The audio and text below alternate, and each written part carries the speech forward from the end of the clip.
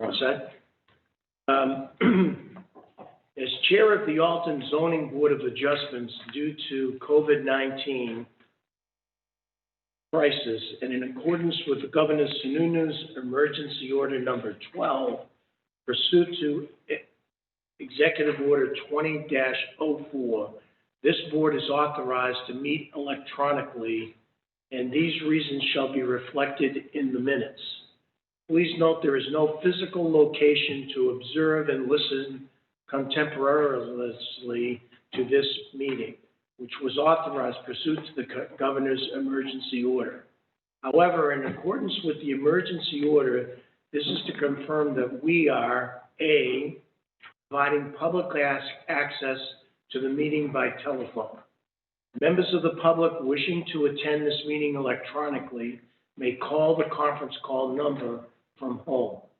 Follow the instructions listed under, quote, news and announcements on the town's website, which is www.alton.nh.gov. B, providing additional public access by video or other electronic means. We are utilizing the Zoom platform for the electronic meeting. All members of the board have the ability to commute contemporaneously during this meeting, and the public has access to contemporaneously listen, and if necessary, participate in this meeting through the link that is listed under, quote, news and announcements on the town's website, www.alton.nh.gov. C, providing notice of the necessary information for accessing the meeting. We previously gave notices to abutters and the public on how to access the meeting via telephone conference and by using Zoom. D, providing a mechanism for the public to alert the public body during the meeting that a member of the public wishes to speak or be recognized during public input at the public hearing. And I re-emphasize public input. If you are calling in by conference call, press the star sign and then 9 to raise your hand to request to speak to the board. If you are using a laptop computer, use the quote, raise hand button to request to speak to the board. Several members of the public may be conferenced in, and requests to speak will be handled sequentially, one at a time. The Zoom moderator will allow you to speak when the board opens public input. E, providing a mechanism for the public to alert the public body during the meeting if there are problems with access. If anybody is having a problem accessing the meeting, please call 603-507-1002. I repeat, 603-507-1002. F, adjourning the meeting if the public is unable to access the meeting. In the event that the public is unable to access the meeting via conference call or there are difficulties with the town's equipment, the meeting will adjourn and reschedule to Thursday, October 1st, 2020 at 6 p.m. at the Town Hall. Again, it will be rescheduled to Thursday, October 1st, 2020 at 6 p.m. at the Town Hall.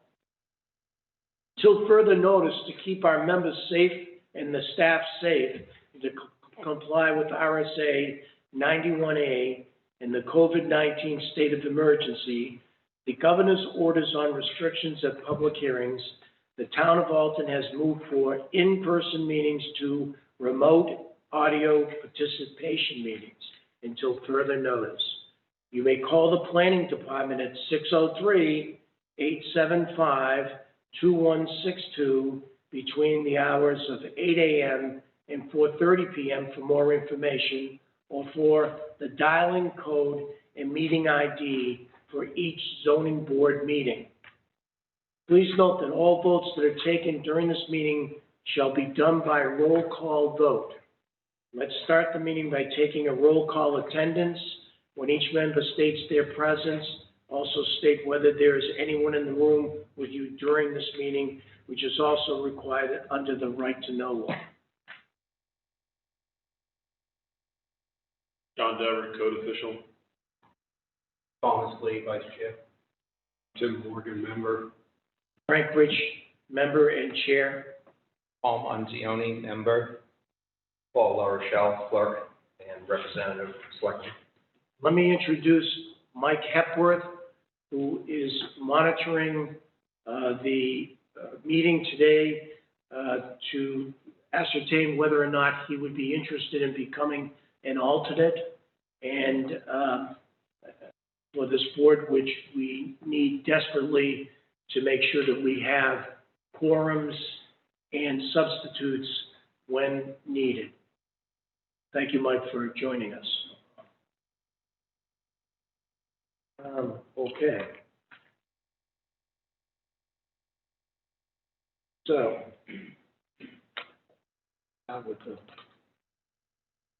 Yeah, we'll call the meeting to order. okay. So I'd like to call the meeting to order at 6:08. We've already done the introduction of board members. Do we need to do that again?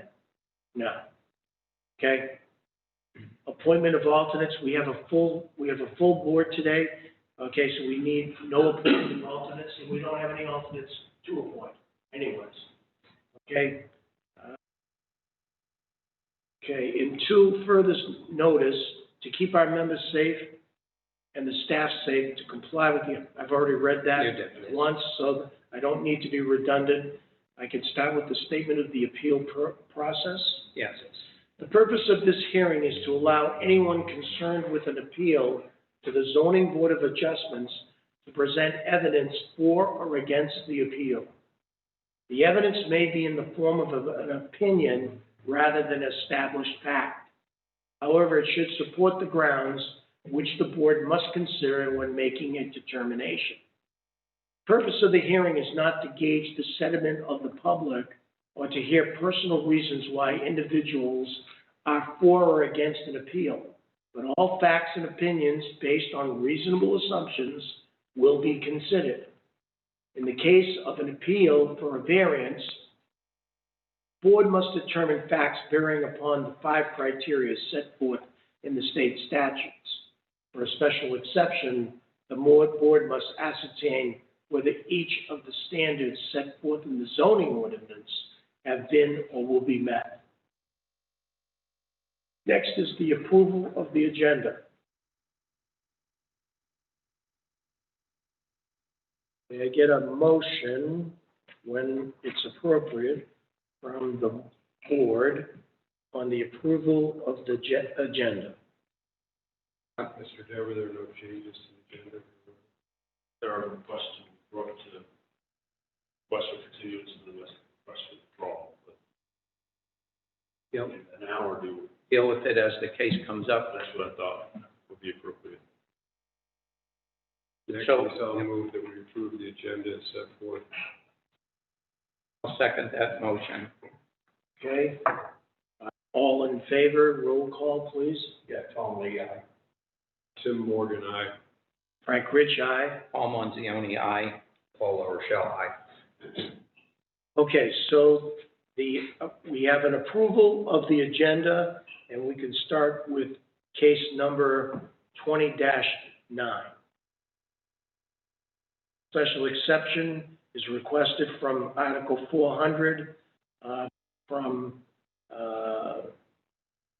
Tucker and Sandella, Brad Jones, Jones Beach, engineers for Rand Hill Realty.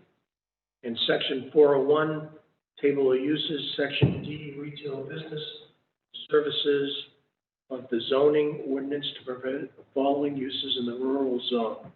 This is a special exception.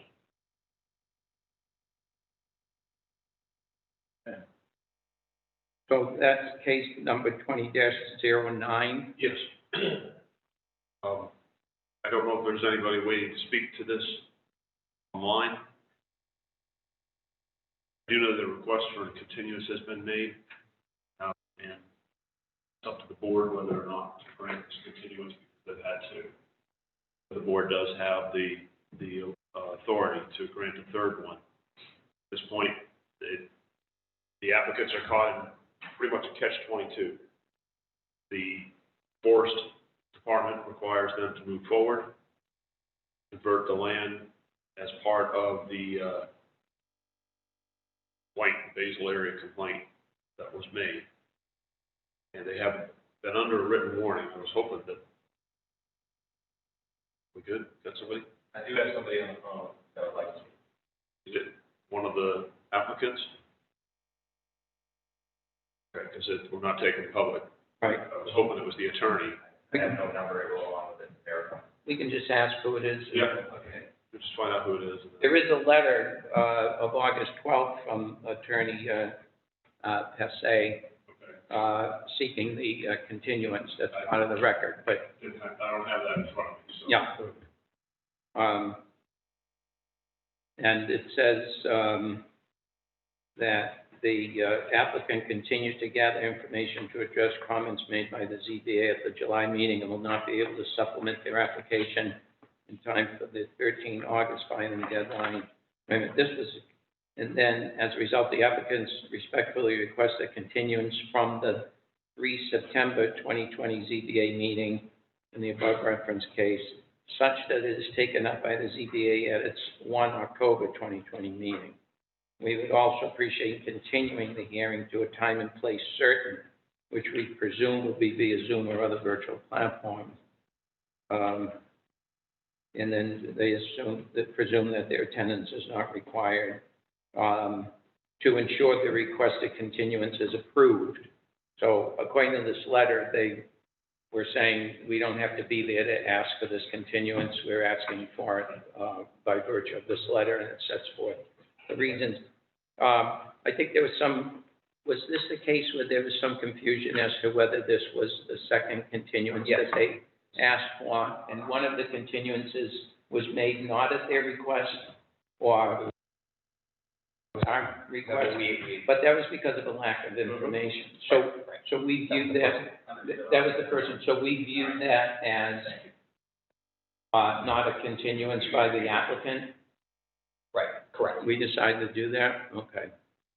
We did? That's the way I remember it. I mean, I personally don't care, I don't have a strong position one way or the other, but I think if someone is lacking in information in order for the board to, feel comfortable making a determination, or if the board's saying it would be nice to have more information, it's kind of, in my view, the applicant's request for continuance, because they're taking information from the board, they're using it wisely and saying, okay, in that case, why don't you continue us?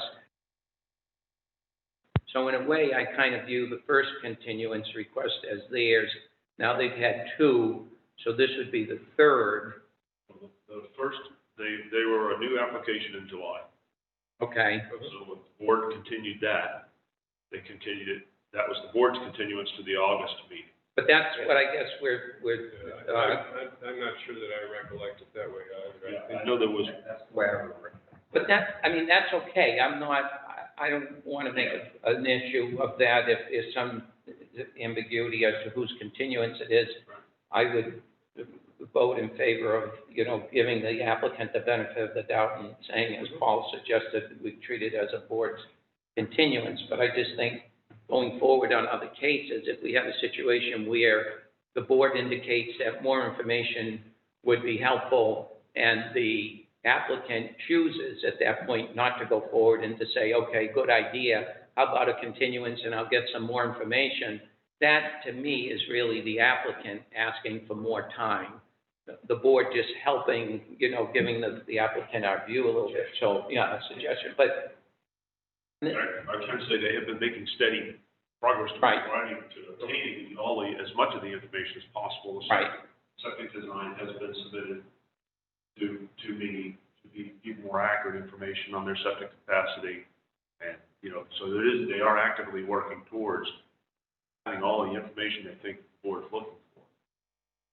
So if we were to, as being that, say, of the board's doing, then the second one was for the September hearing, or that would be their first request.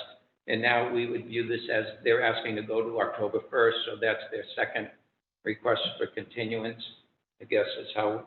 Well, I think it would actually, the way, I have to agree with Mr. Morgan, that the first request was theirs, the second request is theirs. This would be a third request on their part, which is the prerogative of the board for a good cause to grant. Cause, right. Right. And something you had written, Mr. Dever, you indicated you thought they had good cause, but didn't set forth what your reasoning was. This is a very large project with a large impact, and the board wanted to be assured of this. And after we sat down and we discussed it with them, they understood more of why, we were asking for this information. So, and like I said, they have been actively pursuing obtaining more information. One of my concerns about this is that it is a big project with a lot of impact, and judging by the first meeting, there were a lot of members, butters and members of the public who wished to speak. I'm a little concerned now that we're getting so far away from the original July presentation that I think perhaps re-notification of the butters and new notification in the publications might be appropriate. I think, could I just ask a question? Apparently, there was someone on the phone, and if it's someone who's representing the applicant or the applicant itself, then maybe we should first hear from the applicant on a request for continuance. She called in, she's actually from Rankill River. Okay. So, from the applicant. Yes. So, Mr. Chair, could we hear from the applicant on the issue of continuing? Certainly, Mr. Monziani. All right. But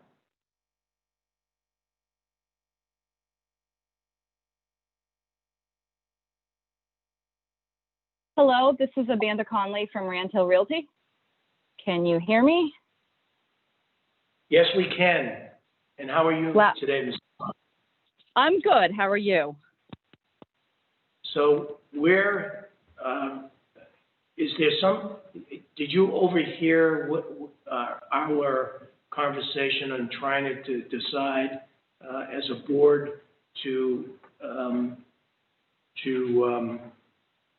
approve you to be extended to the next meeting? So I heard most of what you said. I had to cut out a couple times because I was trying to hit *9 so that you knew I wasn't just a member of the public. So a couple of times I lost a couple words, but I think I followed along closely enough to understand what you were discussing. Okay, so we're trying to ascertain whether or not we're going to approve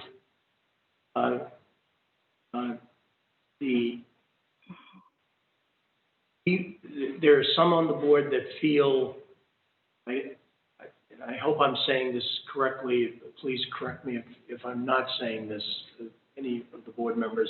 Some of us feel that this extension that you're requesting is your third request, versus some feel that it may be that it was your second request. And typically we only allow two requests, and then the applicant needs to reapply if that warrants that. Mr. Morgan has indicated that because there was so much controversy, or a lot of input by the public, he feels that at least the abutters should be re-notified if we were to extend the application to the next meeting. I guess the question the chair is going to ask you, would you be could you accommodate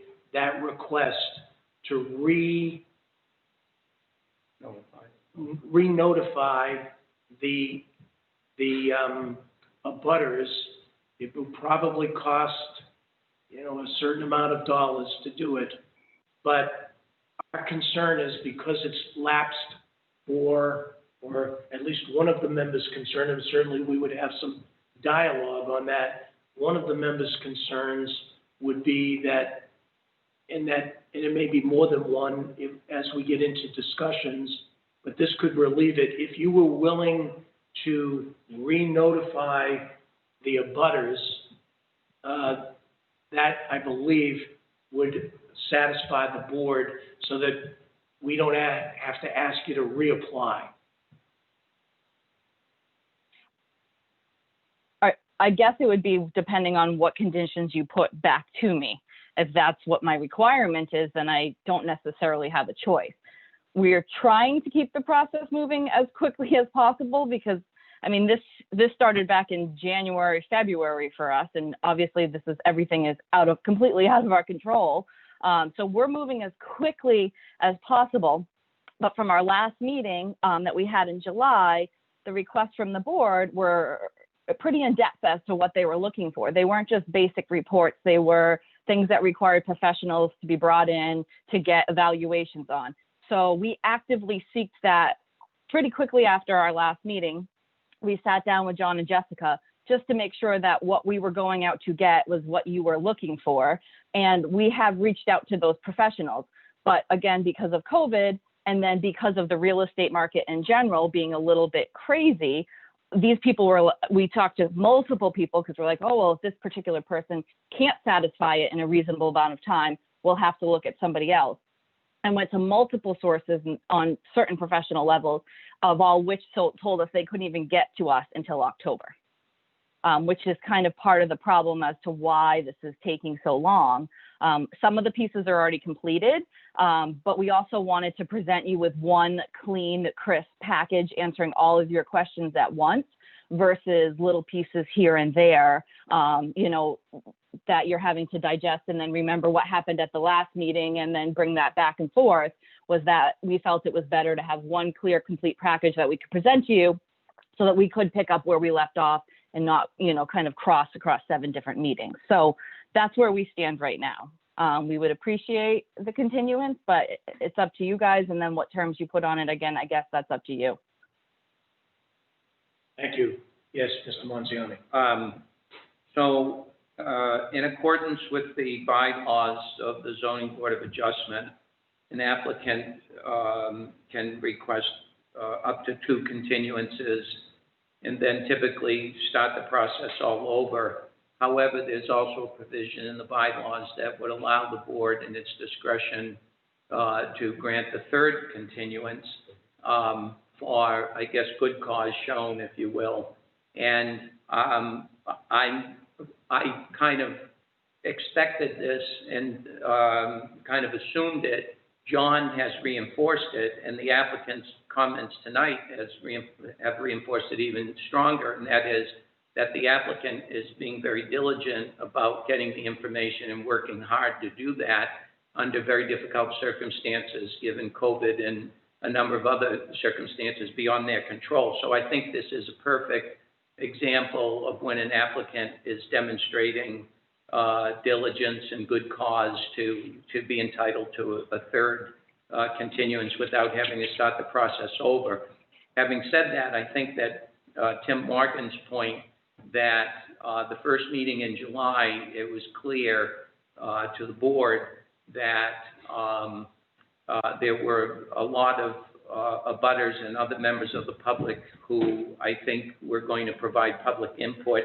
And I think it's even in the applicant's best interest that if a continuance is granted, I think it is a good idea to request that the applicant at a minimum, not start the process over because that's a lot of time and expense, but just to re-notify the abutters. The abutters list is already provided. It's really the cost of postage, I think. And it seems like a reasonable thing, and it's a safe thing because the public can't squawk that this thing took so long and the board gave them 3 continuances and it got lost in the shuffle. This way, we eliminate objections on those grounds. I think that works in favor of the applicant, and it works well for the members of the public. So I would support Tim's recommendation that if we decide to grant a continuance, that we do that with that condition. The other part of my suggestion was that it be published as well. Notification. I think that's. And if I can Yeah. interrupt for 1 second, just because I don't want to ask for a continuance and ask for a continuance again, my concern is the next meeting is October 1st, which the deadline is September 17th. And I've already been told by the people that we're hiring, or have hired, I should say, that they can't even start the work on the project until October. I So think we that- would like I to was request just gonna say, go ahead. I was just going to say, so we'd like to request a continuance for the November 5th meeting, which has a deadline of October 22nd. Yeah, this is Paul Manzioni again. I think that, and in fact, I remember some discussion with one of the must have been July when you guys were here by Zoom, that the date that you select should be one that you're comfortable with and feel is going to work for you guys, just to avoid this very thing that you'd have to come back for additional continuances. So Right. I think it's up to the applicant to choose a date that you're comfortable with, and if you put it off into the future, we would hope you'd be ready by then. And you can pick the date, that's fine. I mean, ideally, I wish we were already ready. It's definitely not us trying to hold it up by any means. And unfortunately, having to depend on other people's schedules in a crazy real estate market doesn't help the situation. So, you know, they're doing their best to squeeze us in as quickly as possible. Our last conversation, because we did just check in with them the beginning of this week again to see how we were looking, and they had said they were hoping to accommodate us by October. So if we do a continuance application, that gives us till October 22nd to be able to have a completed package, which I think is reasonable. I hate to push it another month because we already feel like, you know, this has gone on long enough. I think you probably feel the same way, but I think that's a reasonable target for us. Mr. Chair, with that in mind, I'd like to make a motion on case 20-09 that we grant a continuance at the request of the applicant to the November meeting, which is, what did we say, November 5? November Yes. 5, 2020. November 5, 2020 at 6 p.m.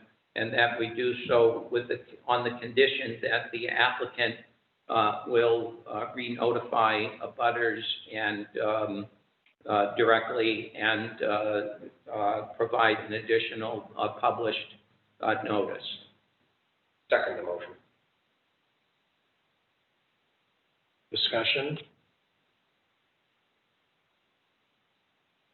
I'm going to ask the applicant one question, if you don't mind, but I think it's pertinent. Mrs. Conley, Yep. do you absolutely think, okay, or is it still conjecture on your part, that you'll be able to get everything in by October 22nd for the November hearing? Because it would be very unlikely that the board would extend this any further without you reapplying. Understandable. I'm just trying to make Yep. sure that you understand, okay, that would it be better to go to December 1st or whatever the one is Yeah. in December? I'm just asking you that question before we vote on this. I'm not against that. Like I said, I'm relying on professionals and the information that they're providing me, because some of these documents that you're asking for aren't things that I can produce. So they've told us October. However, if any of you are involved in real estate, you'll know how great deadlines are. And so all it takes is, you know, one domino effect to change their entire schedule by a week, and then I could potentially miss the deadline. So is it safer to and that's maybe why- choose? Yeah. That's why I'm asking you the question. You know, you don't have a date, an absolute date certain from your I don't. vendor, okay? And I'm concerned for you. I think this board would be concerned for you we'd like you to be here in November, we'd like you to be here in October, you know, with Us the, too. but you want to know something? You know, we don't want to get into a quandary about, you know, going to another request for an extension. I think that's a great idea. I really appreciate your input, and we would really appreciate the extra time. And if this is our last go, I'd rather have every day to get all the information to you that you've requested. And so maybe requesting the December 3rd gives us that buffer. So if that third-party vendor can't produce the documents by that October 22nd, and I don't get it till the end of October, I haven't completely missed my final chance to start the process over again. Yeah, and there may be other things that you may decide that you may want to put into the package as well. Sure. Which will take more time. So, Mr. Monsignor, I'm going to Okay. ask you to revise your motion, please. Yeah, I would amend it, but before I do, I'd like to ask John, what's the date in December? So December 3rd. December 3rd, okay. Yes. So I would amend my motion that we grant the continuance on case Z20-09 to December 3rd at 6 p.m. with the conditions that in the interim, the applicant will re-notify abutters and do a publication renotice as well, consistent with the December 3rd date. Second. Monsignor, Paul LaRochelle seconds. Any more discussion? No? Having heard none, can we have a roll call vote? Tom? Aye. Tom. Tim Morgan, aye. Frank Rich, aye. Paul Manzioni, aye. Paul LaRochelle, aye. Okay, so Mrs. Conley, you've been approved for the December 3rd hearing for your application. And we wish you good luck, okay, in getting all the pertinent information. Thank you. Thank you very much. Have a great evening. You too. Bye.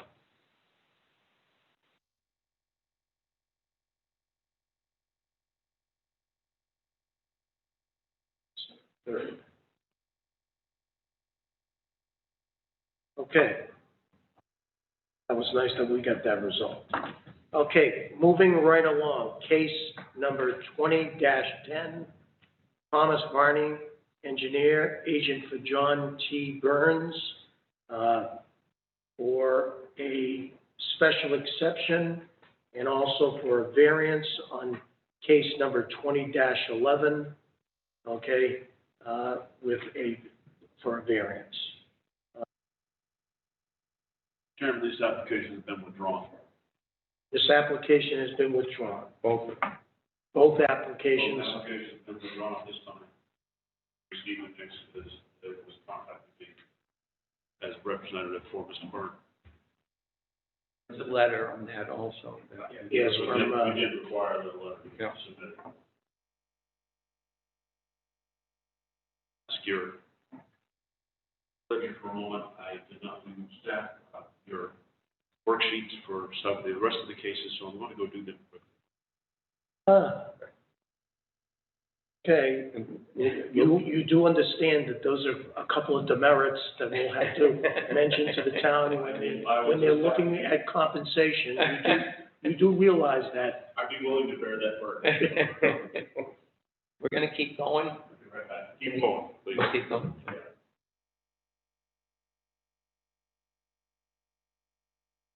Okay, so case number 20-13, which is a new case, okay, and it's Benchmark Engineering, John Maynard, agent for the Patricia M. Harvey Revocable Trust.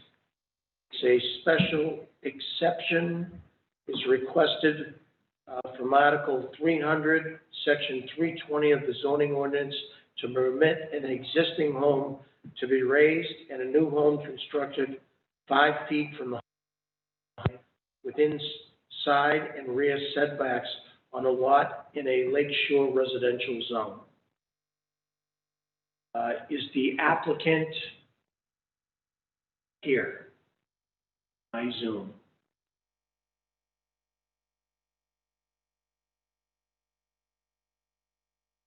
Josh? I think my hearing's going. Take a little bit of passion for. Hello, this is Joe Maynard, Benchmark Engineering. Hi, Joe, how are you? I'm well, yourself? We're doing fine, okay, we're all staying here, how about yourself? I'm all good here too, thank you. So, That's great. So, please start with your presentation. Oh, I'm sorry. We need to I'm sorry, accept the I'm sorry. application. We have to, give us about 2 minutes here. We have to just look over the application to make sure that you gave us everything that we needed, and we have to accept the application, okay? you got it, thank you. Thank you, Joe.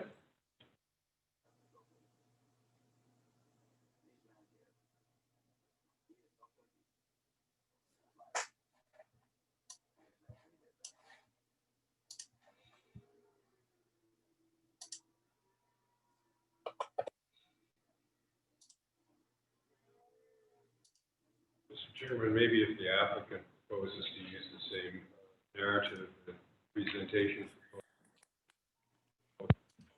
variance, which requires that, then we need to approve both of them. Okay. Joe, did you hear that from one of our members? No, I did not. Okay, what, are you planning on using, for both the special application and the variance Z-20, some of the same information? Yes, Okay, so we're gonna approve both at the same time, okay, in terms of its contents, okay? okay, If that's okay by you. yep, that's fine. Okay, thank you.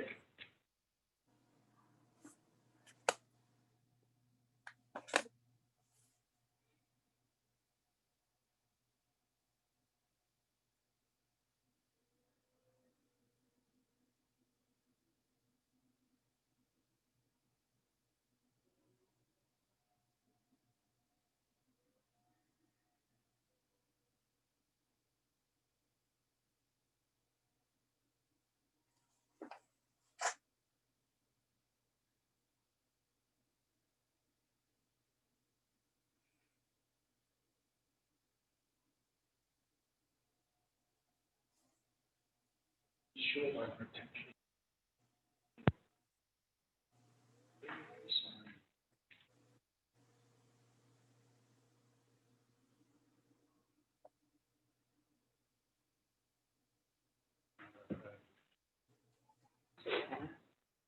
Right here. Is this here and this. Yes, that we have. Before and after. That was in with the. Oh, it's in with the variance. Yes. Oh, so the application, that goes to Tim's point, the application's the same. They because just go together. we have to approve the application as complete, and the first application, which is for the special exception, doesn't have a plan. But it does have. But there's one in the second one, so in order for us to determine whether we want to accept these as complete, we have to view them together, is what Tim was saying. Yes, that's correct. Right, otherwise, Put them both yeah, together. I have a question, Paul. yeah. The DES locations that have been approved, they weren't signed. Either one, do they need to be signed? By the DES? Yeah, we'll have to, I don't know, we should, we'll have to find out. I didn't see them signed. Yeah, right, so we'll have to find out, I mean, right. As far as whether it's complete or not, you know, It's really just signed by the applicant. yeah, but in order for it to be valid from the DES, that's a good question, but if the applicant represents, they have approval and they represent that that's the For approval. for instance, on the, Right, we can just make a Right. condition that doesn't have it, we'll just make it a. right, if we get to that If we point, get yeah. to that point. Yeah. we just Mr. need- Chairman, I'm going to move that we approve as complete and accept as complete case 20-13 and case 20-14. Do I have a second? I'll second. Okay, Paula Rochelle seconds. Okay, any discussion? Hearing no discussion, we have a roll call vote. Slate, aye. Tim Morgan, aye. Frank Rich, aye. Paul Manzioni, aye. Paul Rochelle, aye. Okay, so, Joe, both, applications, okay, have been accepted. We're gonna use, on one of the applications, we only had site plans for one, but we're using the same site plan for both, okay? Just for your, knowledge. And also,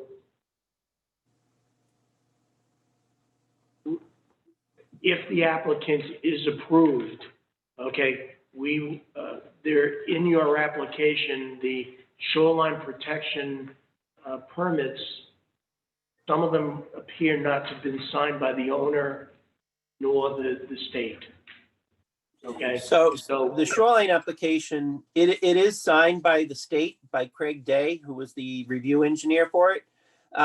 Typically, the owner does not sign this until they choose a contractor, and then they sign the document and we post it on site when they do construction. But if my client hasn't chosen a contractor yet, the owner and the contractor wouldn't have signed that approval that came from DES.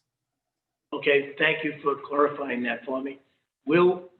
If this gets approved, I can assure you that we will have as one of the conditions that the shoreline protection applications need to be affirmed and constructed in that light, just so that you know. No problem. So why don't we start with the variance, with the special exception, because that's Z-20-13, and you can start your presentation. All right. I'm a little new to the special exception side of this, but I did work with your staff on this application for this.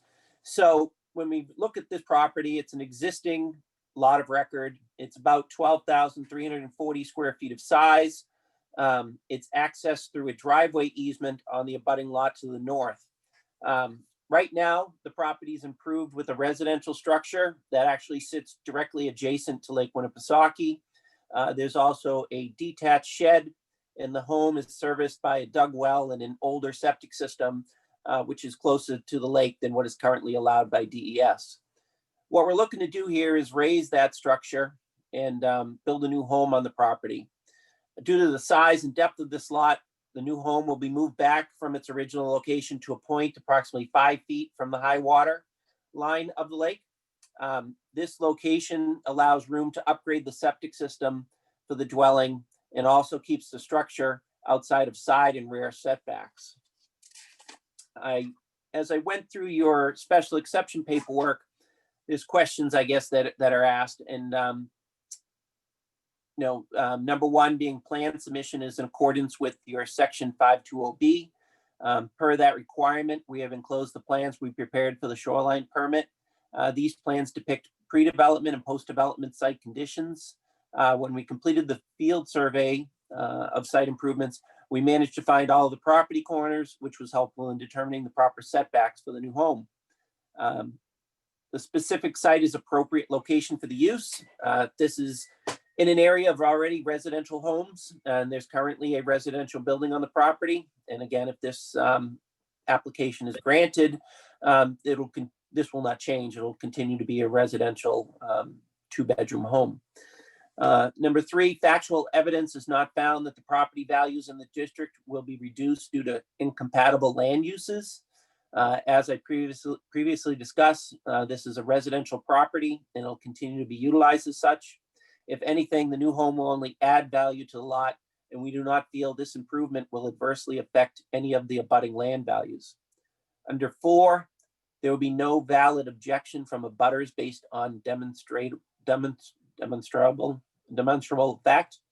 And then our client has informed our direct abutters of his plans to raise the old home and construct a new building on the lot. And as far as I know, none of those, the two abutters that we have any objection to what we're proposing. Under 5, there is no undue nuisance or serious hazard to pedestrian or vehicle traffic. Where this is a residential property and there's an existing structure on the lot now, we do not believe there'll be any change to traffic patterns with this proposal. Under 6, adequate and appropriate facilities and utilities will be provided to ensure proper operation of the proposed use of the structure. With this application, a new upgraded septic system is to be installed on the lot. Also, a new drilled well is proposed, and the new home will be constructed to current building standards. Under number 7, there is adequate area for safe and sanitary sewage disposal, water supply, and a water supply. And we do have a new state system for this lot. It's at DES now. I thought I'd have it today, but it didn't come in yet. Also, as part of this application, there's a drilled well in the lot that'll be filled in, and a new drilled well will be installed. Number 8, the proposed use of the structure is consistent with the spirit of the ordinance and the intent of the master plan. It goes back to, this is a residential property in a residentially zoned area, and we are not asking for anything that would be contrary to the ordinance. In addition to the above, we also meet the following criteria for height restrictions under 328, being the maximum height of 35 feet being allowed. And the plan for this house is below that limit. And then I think I'm reading this right. Article 300, Section 320, replacement of non-conforming structures that are voluntarily removed. Replacement of non-conforming structures that are voluntarily removed may be permitted if a special exception is approved by the zoning board, in addition to the criteria outlined in Section 520. There is no increase in number of bedrooms. The current home has 2 bedrooms. The new home will be a 2-bedroom home. It says here, there's no increase in the non-conformity of this structure. So in this case, that existing house sits directly adjacent to the lake. We're moving it back 5 feet. All other setbacks will be met. So we're not reducing that non-conformance that exists today. Under D, the replacement structure shall not create a non-conforming aspect to the structure. With this proposal, a new home is to be moved back from the lake about 5 feet. All other setbacks, side and rear, are met with this application. Under E, the replacement structure shall be allowed to expand only within the building envelope as defined in Section 200 of this ordinance. This new home will be out of the side and rear setbacks. The structure is also proposed under the 35-foot maximum height allowed in the zone, this zone. But I think that's why we're here for the variance, is for the increase in volume of the structure. And then under F, the replacement of a non-conforming structure voluntarily removed shall not be relocated to the extent feasible to reduce the non-conforming aspect of the structure. And then we explain that by saying, due to DES shoreline unaltered state requirements, the home was able to be moved back as far as possible without impacting any of the unaltered state rules on the north and south of the property. Under G, in-kind replacement shall not permit conversion from seasonal to year-round use without installation of a year-round domestic water supply and installation of a septic system approved by DES. And we do have the state septic system designed outside of all of their setbacks with what we're proposing, and the system will be installed as part of this application. Any questions, or did I explain that properly? You did a great job. I'm trying. Thank you, Joe. Okay, Mr. Monzione. On the criteria G, I think it was the last one. Yeah, water supply and septic. You've addressed the septic. You've got an approval from the DES on the septic that's going to be installed as part of the new construction. What's happening with water supply? I think you did talk about the drilled well will be filled in, and then is there going to be, I might have missed it, is there going to be a new drilled well Yes, we're putting a new drilled well in with this application. Okay, So and it's then the old well, it's shallow, so. And obviously, the new well will have adequate water supply for the two-bedroom structure. Yes, I would anticipate. I looked up the neighboring properties, how deep their wells were, and they all seem to produce ample water supply. I didn't look at quality of the water, but they all produced enough capacity, so to say, for residential use. The current structure you described as directly adjacent to the lake, is there any setback at all from the high water mark on the current structure? No, it touches the high water mark on one corner. And because of the nature of the land, you can only move the structure back 5 feet when you build the new one. Otherwise, you'd be encroaching onto land areas that the DES is requiring to be protected. Is that Yes, right? yeah, DES has, I'm sure you're familiar with this, but they have unaltered state requirements of 25% or no less than what exists in a pre-development scenario. So in this case, we had to maintain a certain amount of the lot to remain natural and undisturbed. And so that area it's hatched on my plan. It sits along the rear lot line and it sits along the north lot line, the two sections that are required to be maintained as undeveloped as part of our shoreline permit. So that prevents me from pulling the house any further back. If I was to pull the house much further back, I would be in your rear setback also.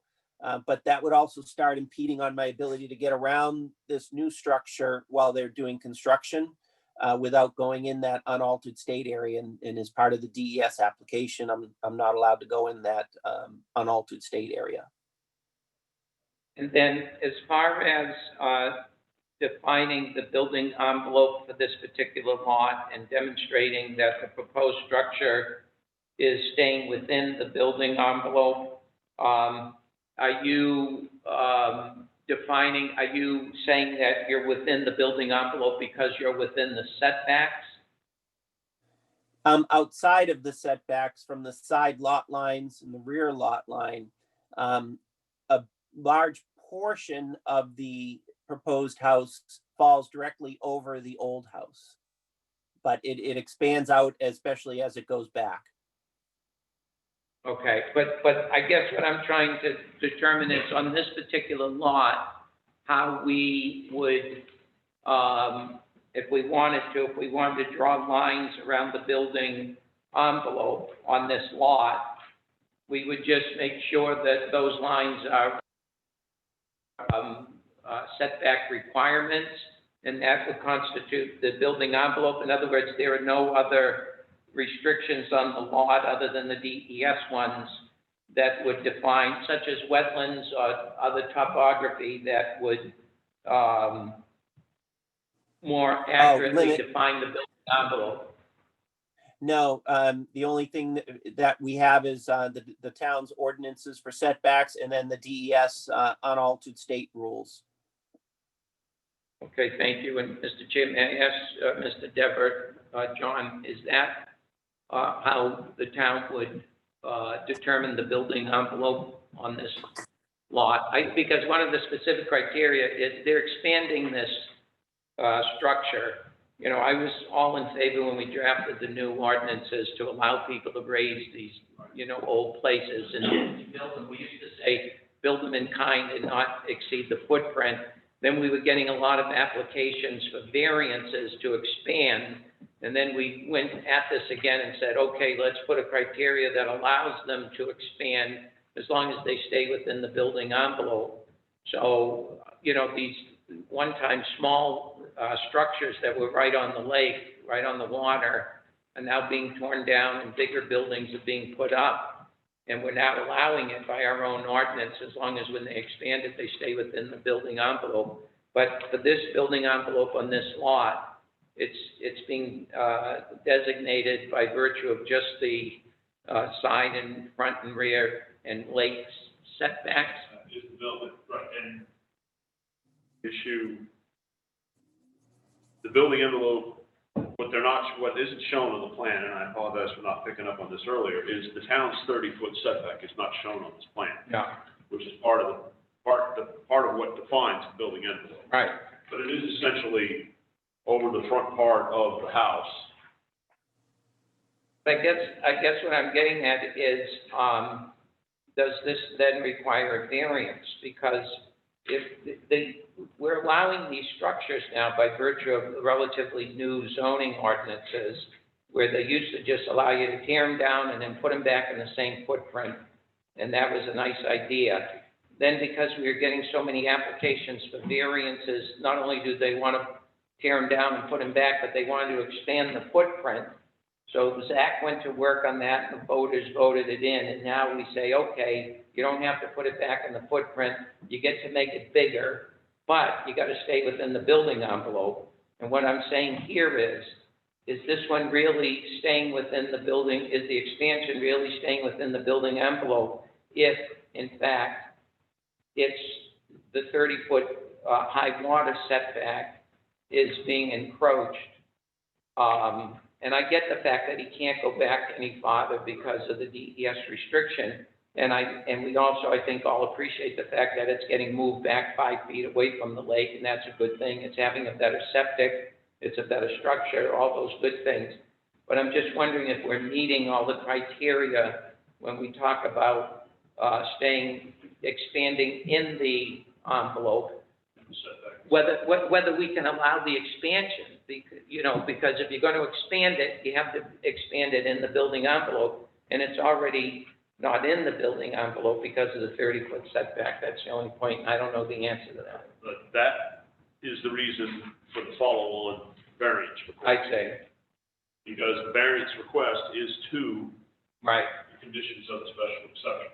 There was no, So that, it's kind of a chicken and egg though, because he's got to get a variance on the 30-foot setback. the variance request, the special exception allows them to move the building, Yes, within that setback area. Request is for the portion of the building that's being moved back will still be in the setback and will be expanded in that setback, right, the 30-foot setback area. right, It does become more conforming for setbacks in the lake. right. And but- it stays conforming with regard to rear and side setbacks. Correct. Even the new proposed building, so that's all good. Right. But I guess the dilemma I'm having is, without the variance, how do you give him the expansion of the structure? Because he's not really technically expanding in the building envelope, but if he, without the variance. He would have to reduce the size of the proposed structure. right, So, yes, Mr. Monzione, are you suggesting that we go to the variance first? well, I think either that, or since we were already here, if we were to grant this, we could grant it on the condition that a variance is obtained. So in other words, the special exception doesn't help him anyway unless he gets the variance. And so I think just to keep it all appropriate and to do this correctly and staying within the requirements of the ordinances, I think what we would do is if we did decide to grant this, when we get to that point, probably we'd have on the variance being, because once a special exception is granted, it's permanent and it's there. But if the variance isn't granted, it's almost useless, but just to make sure it doesn't even exist, if we grant it conditionally, if the variance isn't granted, then the special exception doesn't exist. Well, if the special exception is granted with a condition that if the variance is not granted, Right, then they cannot expand, that's right. they can't increase that non-conforming aspect. They'd still have a special exception to raise the building, do a new building pursuant to the special exception without the expansion of the structure into the building envelope because, okay, That's because of the way that we have gotcha. you know, So there would be value, there would be benefit in granting a special exception conditionally on the variance, and if the variance condition isn't met, the special exception is still useful to the applicant in raising the building and building a new one, just not expanded into, right, I got it. Thank you. I'm not sure, Mr. Monzi, I quite follow your logic. I think if we just grant the special exception, they could raise the existing building, build one that's no large, move it back, build one that's no larger. Right, But then we consider the variance. If we don't grant the variance, then they still have. that's right. So I got you. So it doesn't have to be conditional, is what you're saying. Okay. It would work automatically by operation of law to be conditional even without our saying it. I got you. Yeah. That makes sense. Joe, I have a question. This is Frank Rich, the chair. Can you share with us what is the increased size of the building, the existing building? How much is the applicant increasing the size? All right. How much? All right. Hold on one second. Let's see, I have that. So the existing house, I didn't break it out into how much of it's in the 30-foot setback. I could do that quickly if you need that answer. But in the first 50 feet, which is shoreline, 1,280 square feet of the existing house is within the primary 50-foot setback. Wait a minute here, I'm sorry. The new home, I'm sorry, is 1,280 square feet within the primary setback, whereas the existing house is 1,102. So it's increasing, I don't know, almost 200 square feet in the 50-foot setback. you do the math for the 30-foot setback, please. Yeah, hold on a second. That's what we're concerned with here. Yep.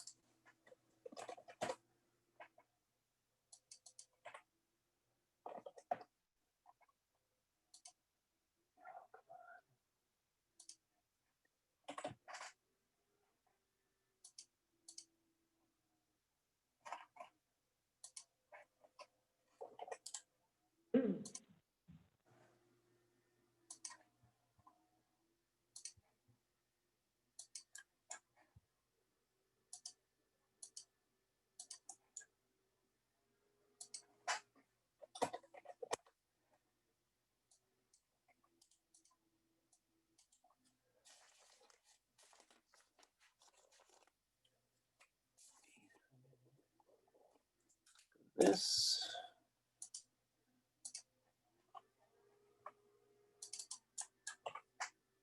Do you count the deck in that expansion, or is it just the living space? Deck also, Okay. But not stairs, right? no. Okay.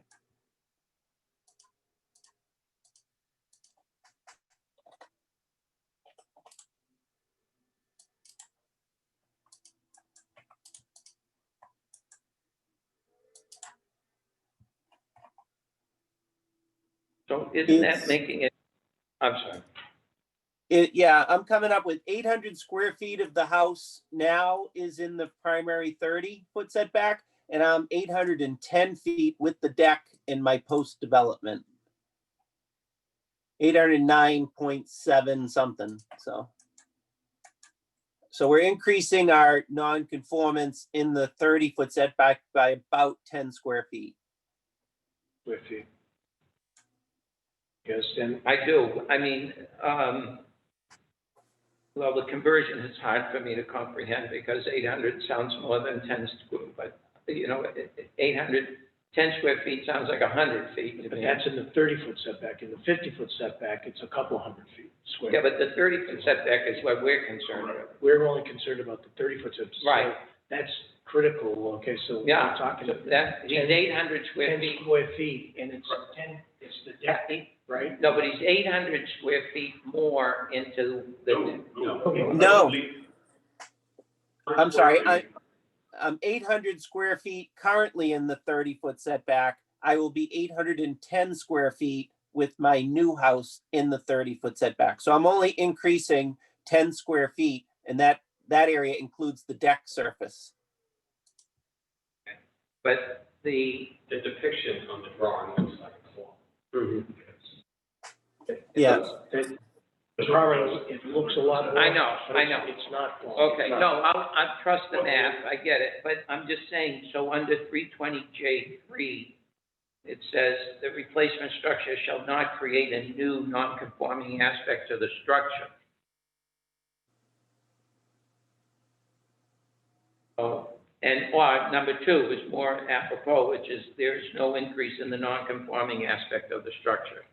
So the proposed structure is increasing in the non-conforming aspect. I mean, I know it's 10 feet, but I'm just saying, I mean, if this is Hence the reason for the variance request to follow this special exception request. well, but okay. The variance request is to that section of 320. So let's just Yeah. say we didn't approve the variance, but we approved the special exception.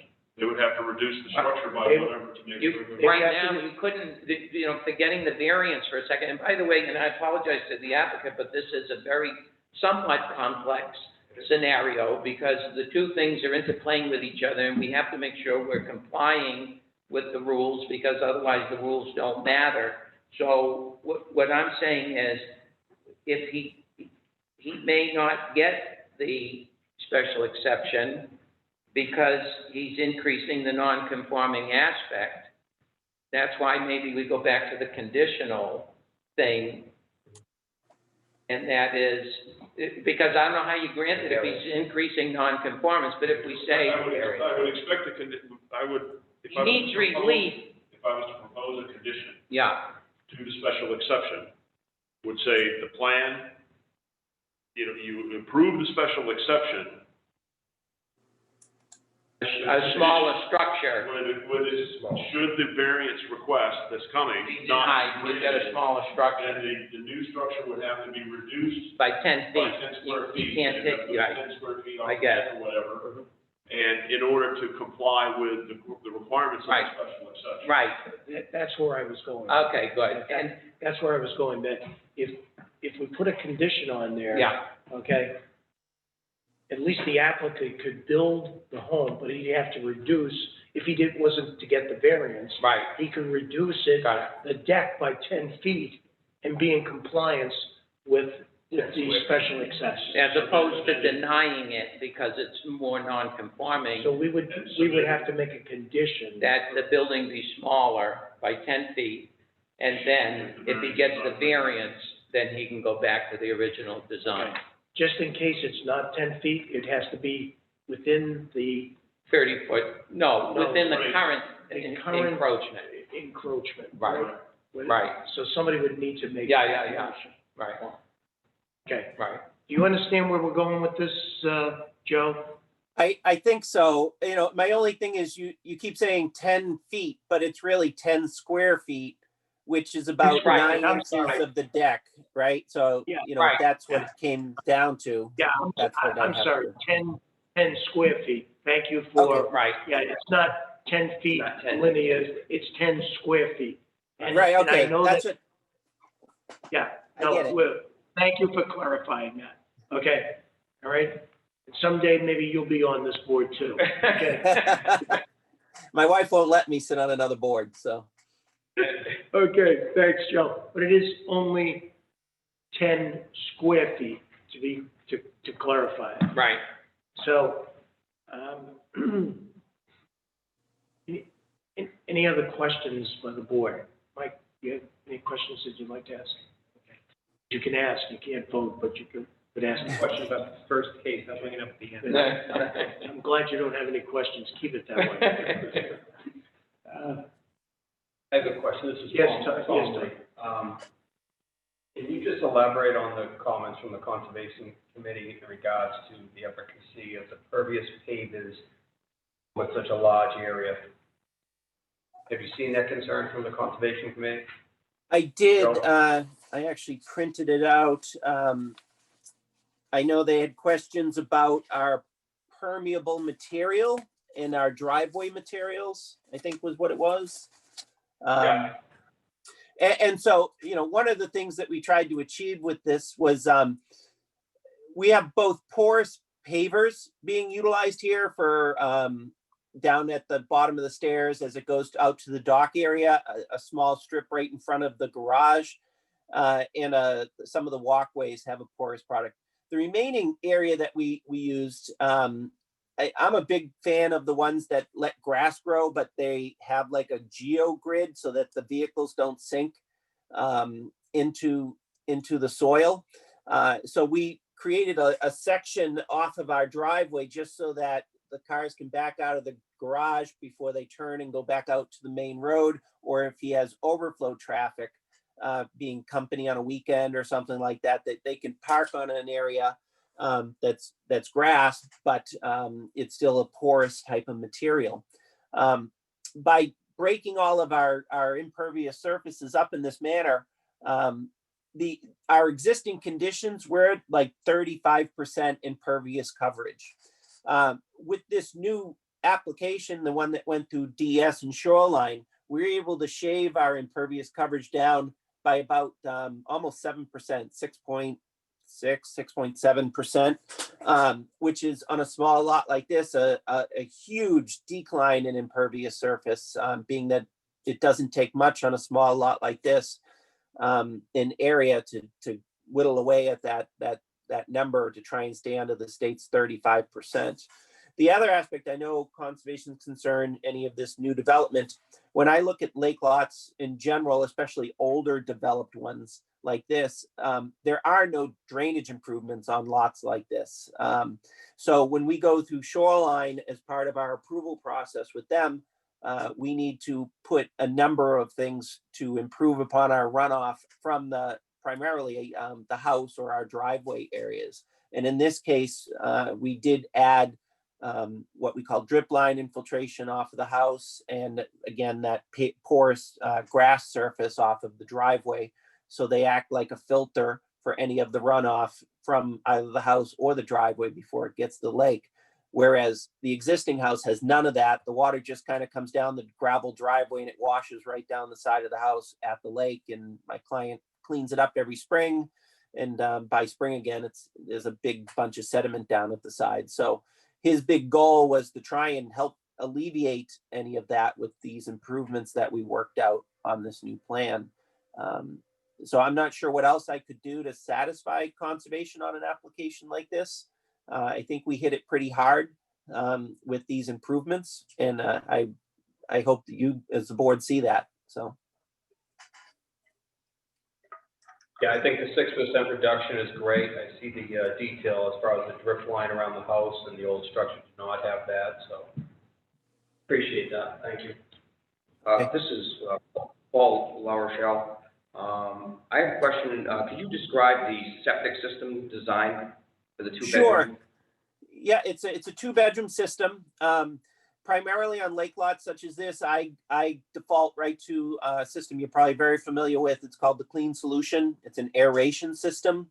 It primarily does the biological breakdown in the septic tank, and in this case, it pumps that fluid or the effluent that is treated up to our septic system area. When we look at state standards for going year-round type of thing, that septic system has to meet 75 feet to our well or any of our neighbors' wells, which we were able to achieve on this piece of property. The new tanks are allowed a 50-foot setback, providing that they're sealed and waterproofed in accordance with a standard the state has under 1000804. So all of those things we're able to achieve. The state also says, for my septic tank, even though they allow me to be as close as 50 feet to my own tank, I have to still be 75 feet to my neighbor's tanks. And in this case, we were able to meet all of those rules and guidelines for this new septic system for this property. And again, I feel this is one of the better systems out there for small lake lots such as this. Well, thank you. I was also looking at the proposed well location. That's why I asked. It looked like it was within that 70-foot radius. Yeah, 75-foot this- radius. I'm allowed to be 50 feet from my own well, according to DES, and there's special provisions that have to be provided as part of that, and that is that tank has to be waterproofed in accordance with a standard the state has under 10804 in their ENVWQ rules. And so this tank meets all of those. It was designed specifically to meet all the state standards. Thank you.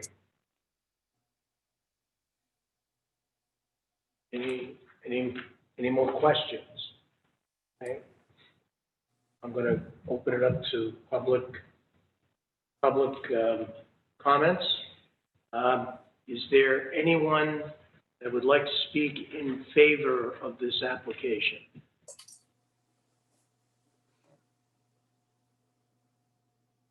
Josh, do you have anyone? I'm going to ask again, is there anyone in the audience that would like to talk in favor of this application? Hearing none, is there anyone that is opposed, from the public, is opposed to this application? Go ahead.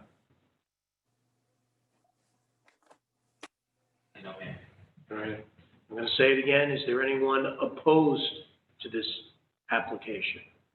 Hearing none, public input is closed. Okay. Do we need to go to any kind of more discussion on this, or can we go to the? I think we have a worksheet. Worksheet? You should have worksheet there. Yes, we do have worksheets. We sir. have worksheets. I have drafted a condition, Okay, proposed condition. when we get there, it'd be good. Okay, Yeah. that's fine. Far away. Based out the special exception, Chair? Yes, let's start with the special exception worksheet, and Tom, since you opened your mouth, let's start with you. Okay. A plat has been submitted in accordance with the appropriate criteria in Article 500, Section 520. Agreed. I agree. Paul Manzioni, I agree. Paul LaRochelle, I agree. Specific site is an appropriate location for the use. The use is not changing. It's going from single-family structure to single-family structure. Agree. Paul Manzioni, I agree. Paul LaRochelle, I agree.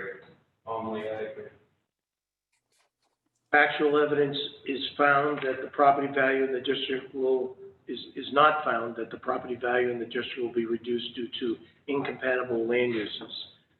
If only the evidence will show that with all of the new onses, home, the setbacks, moving it further from the lake, and improving the impervious areas along with septic and water can only make it the property value in the district more better. Paul Manzioni, I agree that evidence has not found that property values in the district will be reduced. This is not an incompatible land use, and it's indeed a better use of the land with a more efficient septic system as well as impervious improvements. Paul LaRochelle, I agree as well. Only I agree. Tim Morgan, I agree. I agree, Frank Rich. There is no valid objection from abutters based on demonstrable fact. No butters came and objected, and I don't see any evidence that would form the basis for an objection. I agree. Paul LaRochelle. I agree. Tom Lane. Tim Morgan, I agree. Frank Rich, I agree. There is no undue nuisance or serious hazard to pedestrian or vehicular traffic, including the location and design of access ways, off-street or off-street parking. This is a residential property, and there's an existing structure that's now on the lot now, so nothing is changing that way. I agree. Tom Lane. Tim Morgan, I agree. Frank Rich, I agree. Paul Manzioni, I agree. There's nothing about this proposal that's going to influence pedestrian or vehicular traffic. Okay, regards to facilities, adequate and appropriate facilities and utilities will be provided to ensure the proper operation of proposed use or structure. Talked about the grill, talked about sewage. I agree, it's adequate and appropriate facilities and utilities. Tim Morgan, I agree.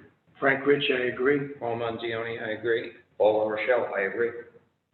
There is adequate area for safe and sanitary sewage disposal and water supply. This is actually one of the substantial upgrades to this proposal is the improved septic and a drilled well as opposed to a dug well.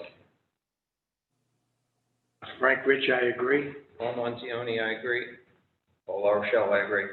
I agree. Intent, the proposed use of the structure is consistent with the spirit of this ordinance and the intent of the master plan. For all of the reasons that were just previously discussed, the structure is consistent with the spirit of the ordinance and the intent of the master plan. Manzioni, I would only conditionally agree that the proposed use is consistent with the spirit of the ordinance and intent of the master plan, since the proposed use violates the ordinance by creating an additional non-conforming aspect of the structure. So my agreement would be conditioned on the non-conformance being remedied. Paul Rochelle, I agree as well for the same reasons. I agree with the condition of non-conformance. Tim Morgan, I agree. I'm going to retract my, I agree based on the, not, that it's, the non-conformance has been satisfied. So I would make a motion on case Z20-13 that we grant the application for a special exception on the specific condition that the applicant obtain relief from the, to remedy the non-conforming aspect of it with regard to the 30-foot high water mark setback, given that the proposed structure is going to increase the non-conformity by 10 square feet. I think Mr. Dever has a proposal. Okay. I'm open to The condition that I drafted is, should the requested variance Z2014 not be granted, the applicant shall reduce the size of the new structure to not exceed the present encroachment of 800 square feet. I would add that to my motion. I would add that. So I would make the motion conditionally and then add, should the variance not be granted, then the structure not exceed the square footage that you just stated. Your condition is? I move that it be granted, conditioned on the applicant obtaining relief from the requirement of 320J2 and with regard to the encroachment into the 30-foot high water mark setback. And of course, the relief I'm referring to is the variance, and should the applicant not obtain such relief, that the special exception is granted, but only as to a structure that does not include the additional 10 square feet of farther encroachment into the water line setback. That's my motion. I'll second the motion. Any discussion? All in favor? Aye. Tim Morgan, aye. Frank Rich, aye. Aye, Paul Manzioni. Paul Rochelle, aye. Okay. All right, so the special exception, Joe, has been approved, okay, with that condition. I hope you heard it, but if if you're confused by it, certainly you can talk to John Dever, but it does have that condition that either you get the variance or you have to conform to, by eliminating that basically that 10 square feet, okay? All right? Yes, thank you. You don't get it. We're gonna move right on to the variance now, okay? Okay. Okay, so now we're gonna be Z 20-14, and Joe, you're up again, if you'd like to. Sure. Since we've already talked about the property, you're pretty familiar with it. I'll skip that part. I'll just go right into the 5 points, if you're okay with that. Certainly. Okay. Under number 1, the variance will not be contrary to the public interest because this is a residential property with an existing residential home. The existing home sits at the shore of Lake Winnipesaukee. The proposal is to raise the existing structures, being the house and a detached shed, and construct a new home on the lot further from the lake than what currently exists. Also planned are improvements which include drainage, new well, and a state-approved septic system, all of which are major improvements to this lot. Site improvements have already received NHDES shoreline approval, being permit number DES 2020-00906. Under number 2, the request is in harmony with the spirit of the ordinance, the intent of the master plan, and with the convenience, health, safety, and character of the district within which it is proposed, because a new residential home is proposed to replace an older home which currently sits directly adjacent to the lake. The new residential home will be further from the lake and have major upgrades to the on-site septic system, along with a new drilled well. The new home will be somewhat centered on the lot, and the structure meets current zoning for side and rear setbacks. Also, DES shoreline approval has been obtained for the proposed work. Under number 3, granting the variance, substantial justice will be done because granting this variance will allow the property owner to construct a new home with many site improvements, including drainage measures, which will help with water quality runoff from the property. Under number 4, the request will not diminish the value of surrounding properties because many of the other properties in this area have already been redeveloped, and this lot is currently developed with the older structure. Improvements proposed to this lot will be a big enhancement over what is there now. These improvements, along with the new home, will only add value to this property and the general area. Number 5, literal enforcement of the provisions of the ordinance will result in unnecessary hardship. Under A, the purpose of this subparagraph, unnecessary hardship means that owing to special conditions of the property that distinguish it from other properties in the area. Under number 1, no fair and substantial relationship exists between the general public purpose of the ordinance provision and the specific application of that provision to the property, and the proposed use is a reasonable one. Under 2, this is an existing lot of record developed with an older home. The lot is small for today's standards, and about half of the property is encumbered with setbacks from the lake. Due to this lot's size and shape, there is limited building envelope available for a new home, well, and septic system. The existing home is directly adjacent to the lake, and the current septic is closer than 75 feet to the water now. The proposed layout of this lot allows for a new state-approved septic, along with other site improvements, which will upgrade the lot to today's standards. The proposed layout pulls the home back away from the water, and the new building footprint uses the grades of the lot to have the home blend into the existing terrain. Placement of the new home allows area for a new state-approved septic and well, which will meet current DES standards.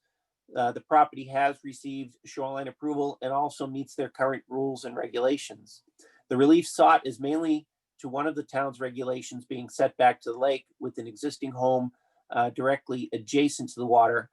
Moving this home back any amount is an improvement to a lot such as this. With all of the other planned improvements to this with this application, we feel this is a reasonable request and will only enhance the area. Under B, if the criteria in subparagraph A are not established, an unnecessary hardship will be deemed to exist if and only if, owing to special conditions of the property that distinguish it from other properties in the area, the property cannot be reasonably used in strict conformance with the ordinance, and a variance is therefore necessary to enable a reasonable use of it because the grades of this lot, along with its size and shape, limit potential locations for redevelopment. The location proposed for the new home is such that it allows for improvements to the septic system of the lot and drainage measures so that they can be installed. that's about the gist of what we're looking for and our relief that we're seeking from you. Thank you, Joe. Questions? Joe, could you tell us what the size of the proposed deck is? It's 12 feet out. Hold on. 12 by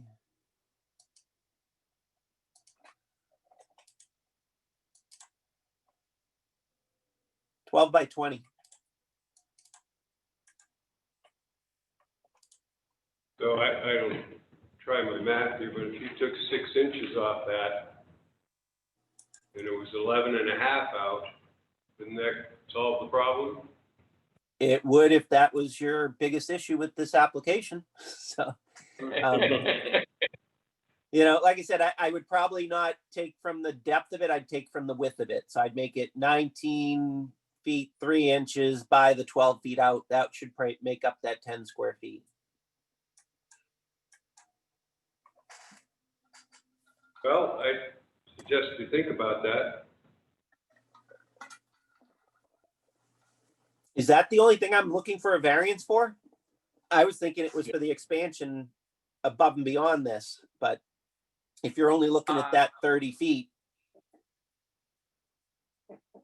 I think, this is Paul Manzioni, I think that, that satisfies number 2 of 320, I think it's J2, that it's not becoming more non-conforming by eliminating that 10 square feet, and that's a great idea, and I think that's a great proposal for the applicant. If the applicant agrees to it, that eliminates that. But I think there's also the issue, you're expanding this building, which is permitted as long as you're staying within the building envelope, and I think he's in the building envelope because he's outside of the building envelope to begin with. So I just think the variance is a good thing to have on both fronts, on both grounds. I mean, I'd just be a little concerned with that. I mean, I'm not sure how to fully apply that other requirement that you can expand it. You can go beyond the footprint, but you have to stay within the building envelope. He's already not in the building envelope to begin with. So how can he stay in the building envelope? I think he needs relief from that. The special exception gives him the relief to allow to stay in the encroachment. But the special exception is conditional. It's granted conditionally. In other words, so we only restricted that 10 square foot.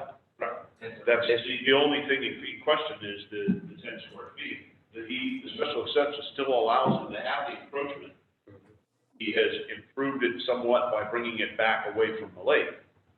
You're only entitled to a special exception if you're not making it more non-conforming, and if you decide to expand it, you're staying within the building envelope. The rest of the expansion of the structure is in the building envelope. I know.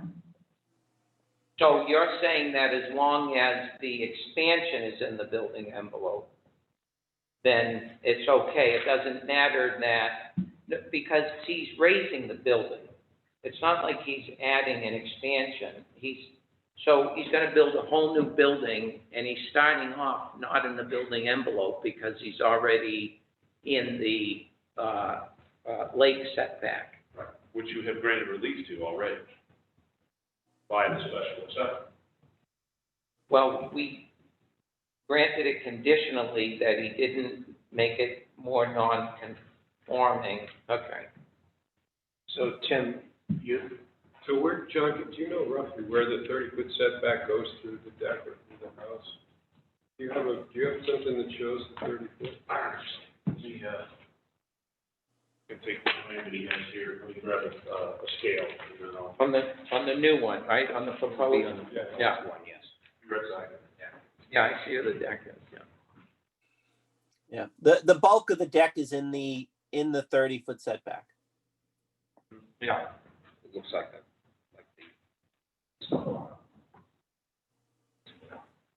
Yeah. Yeah.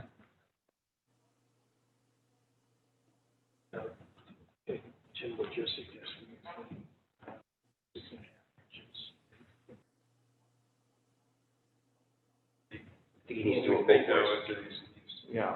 increasing increasing the nonconformity by 10 square feet. So if he takes that 10 square feet out, then he's no longer increasing the nonconformity. Depending on where the 30-foot setback is. It may not be enough just to go 11.6. But He may have to take the corner off the other way. But he's already in the 30-foot setback. And the special exception allows him to work within that area. So I think all the variance is accomplishing is allowing him that extra 10 square feet of nonconformity. Right. Because he's already non-conforming in the, and he's allowed to expand a non-conforming building by special exception. As long as he doesn't become more non. Correct.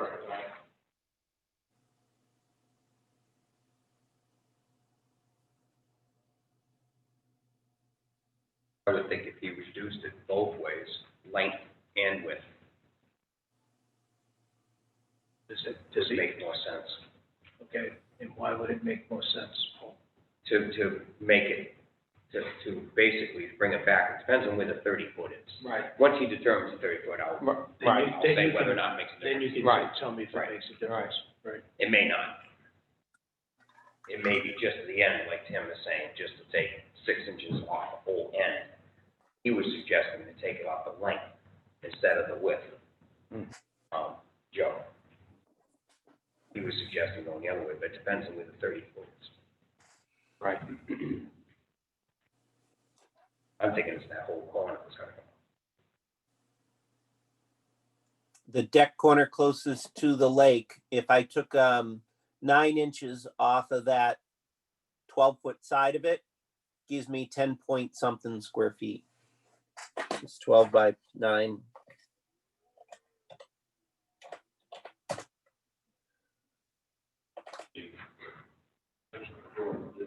First, the whole deck is there, it's not that.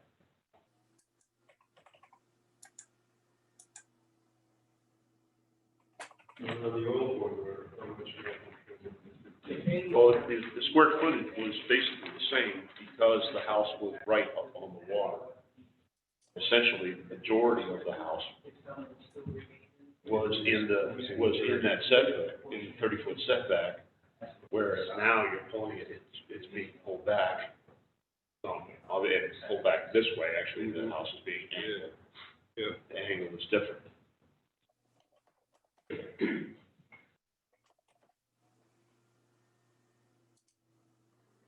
He gets to stay in the setback to the extent that the original structure is already in it. We're only talking about the additional.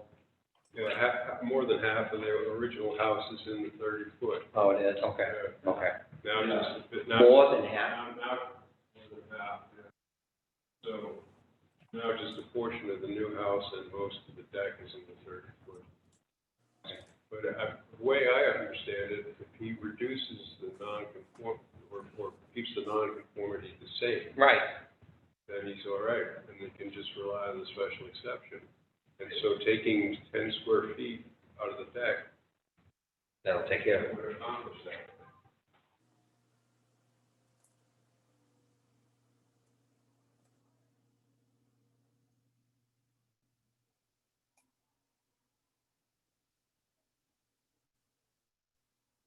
So, the lake being here in front of you, Yeah. directly in front of you, this is the existing structure, Yeah.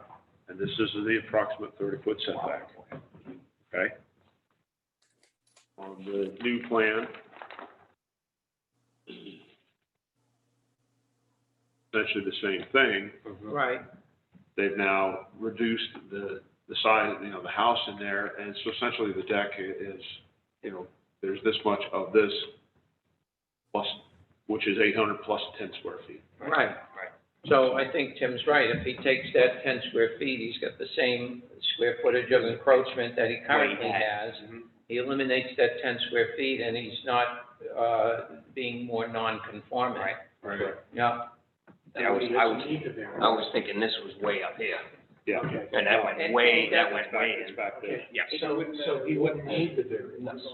He wouldn't need the variance as long as, I was thinking. the requirement that the expansion be in the building envelope. As long as we're reading the Well, regs yeah, the that majority of, say that. because you can see the difference. Look I mean, here's our, Look at the, guys. Yeah, the fine, let me, You saw it? Yeah. I just want to make sure everybody saw it. Yep. Okay. Yeah, sure. I mean, look at the difference. let me make it a little bit clearer as far as, Where it was, In the current was- structure. yeah, and then pushed, see this, but the deck is completely in the 30-foot setback anyway. Doesn't matter. this is your building setback that you have to work. So this area is your building envelope on this lot. So the majority, you're actually down to the edge of the water here, but this is your building envelope. So the majority of the expansion of the new structure is taking place in that building envelope. I mean, you see here that this, only a small portion of this originally was in the building envelope. Right. So does it even need the variance? he If you probably reduce does. the size of the deck Then he's all set. appropriately, He doesn't. no. As long as number 4 that says the replacement structure shall be allowed to expand only within the building envelope as defined in section 200. Section Right. 200 says the space within which a structure is permitted to be built on a lot that is defined by maximum height regulations and minimum setbacks.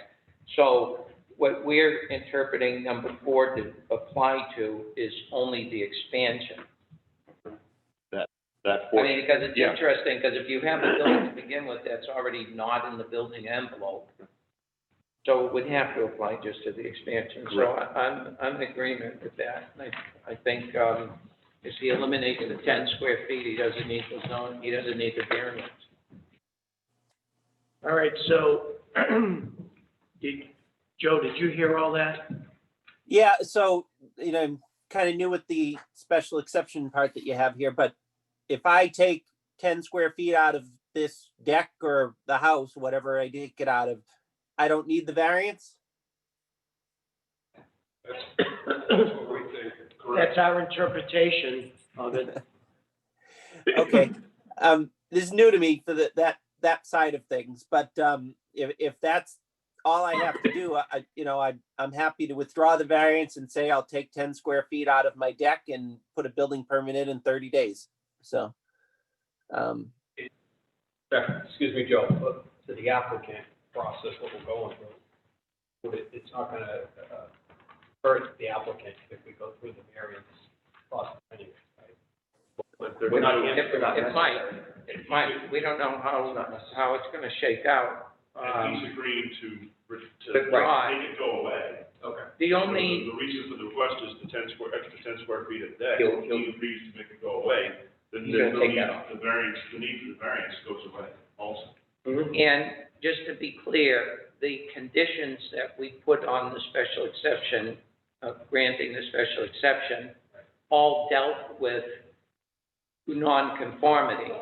So once that nonconformity is gone, either through relief from this board or just no longer exists, then the special exception, that condition is met, and the special exception is granted, and he can go ahead and build his building without the 10 square feet extra encroachment, and he's all set. Correct. So if he, in light of the statements that we're making on the record, the applicant can rely on that and withdraw the application, and no one can go after him because we've decided as a board he doesn't need it. So it's up to him to state whether he wants to withdraw the application again. Okay, Joe, did you hear all that? I did, and, I can make this simple on you, and I appreciate all your time and explanation of this, and I think I can agree for my client, I know he's online watching this, that we will shave 10 square feet from the deck and, just do this as a special exception and, move on, so. Yeah, If- we think that this is the best for all concerns, okay? And taking that 10 square feet out wherever you choose to, you know? Yep. Gives the applicant, best of all of what we can accommodate him to. Yep. Okay? Yeah, that's fine. That, I can accept that. So, Okay, so I guess I'm asking you to, withdraw my variance request? withdraw the variance request formally. Yes. So Okay. I'm happy to withdraw my variance request. You know, that's on the table before you now, so. Okay, very good. We want to thank the applicant for listening in. Thank you, Joe, you did an excellent job, and we wish you guys good luck, okay? Thank you very much. And we look forward to the home being built. Can I, Okay. can All I right. just say one? Sure. I just want to say one thing, Joe, and I've been sitting here a long time, Tim Morgan's been sitting here a long time on the board. This is one of the best applications that I've ever seen presented to us in terms of your tracking the criteria, the materials you gave us, the presentation you gave. I could see that you're really going about this project with all the right things in mind, and you conveyed that. And I don't normally say this, and you know, to applicants, but you did an excellent job, and I appreciate it. Well, thank you very you. much. Thank you. Yo. Have a great night. Thank you. Thank you, you too.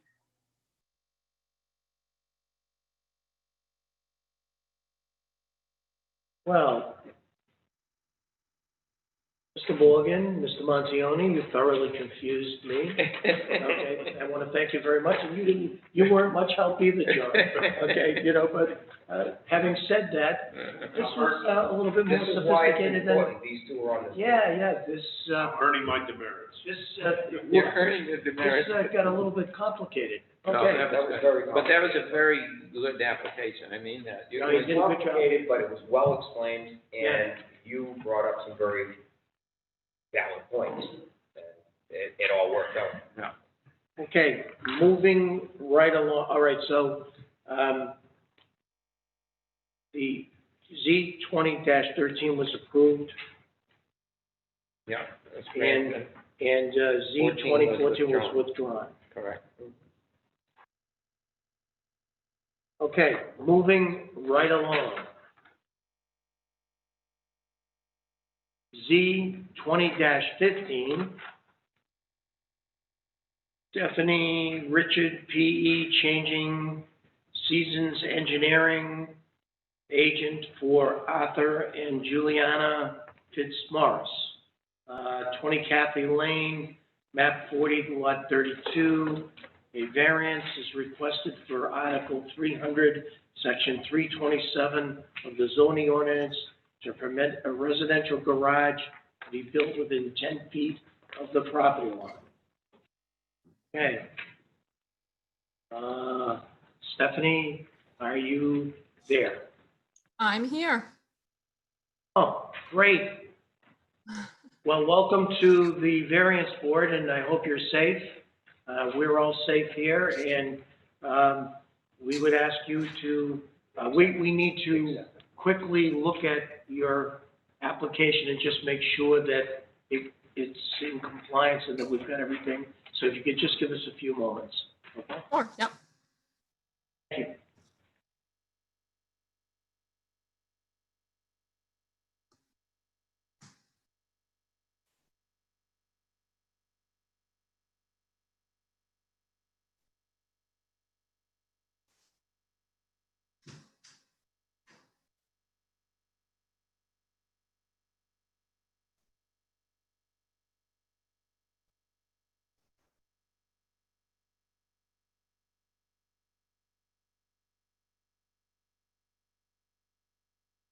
Make a motion that we accept case number Z 20-15 as complete. Okay. All in favor, roll call? Yes, Tom Lee, aye. Tim Morgan, Frank Rich, aye. Paul Manzioni, aye. Paul Rochelle, aye. Okay, Stephanie, if you would please start your presentation. We're all set. Sure. Does it help you guys to share screen, or you guys just look at plans as on your desk there? We have them on our desks. Okay, that's fine. So the clients, Arthur and Julianne Fitzmaurice, 20 Kathy Lane. It's a 1/4 acre lot. They have 90 feet of lake frontage. They're looking to build a 20 by 22 garage next to their house, in between the house and the northwest property line. That garage is going to be less than 10 feet from the property line, which is why we're here. The lot is unique because their address is 20 Kathy Lane, but they have a right of way from Archie Lane that is the way that they actually get into the lot. So if you take a look at you can best see it on the zoning variance plan there with the existing and the proposed.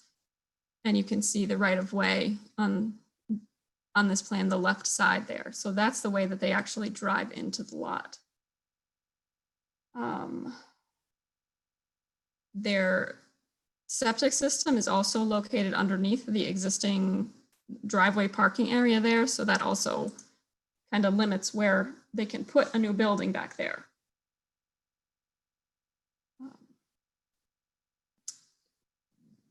I can go through the variance points unless anyone has any questions that we want to go through right now.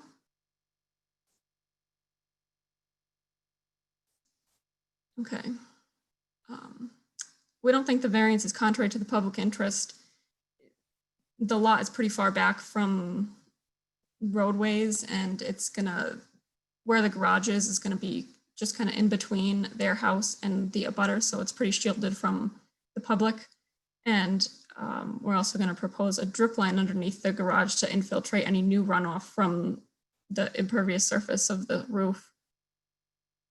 We're in harmony with the spirit of the ordinance because this will benefit the homeowners by giving them the convenience and safety of covered parking. And it's not really going to affect the look of the neighborhood and that sort of thing. The public shouldn't be impacted negatively. Substantial justice will be done. There really is no detriment to the general public, in our opinion. Additional runoff will be infiltrated back into the ground, and the owners will benefit from it because they're going to have covered parking now. The value of surrounding property will not be diminished. It's well shielded from other people. There's just the one neighbor on that side that will be able to really see it. They have a fence there now anyway, so instead of being shielded by a fence, they'll be shielded by a building. Looking at criteria B on number 5 here, because with this right of way into the lot, it really limits where they can put a garage so that they have the ability to pull in through their right of way and actually get into the garage without some, and also they have their septic system under there. So 2 kind of unique things on this lot to deal with. I guess that's all I have if you have any questions.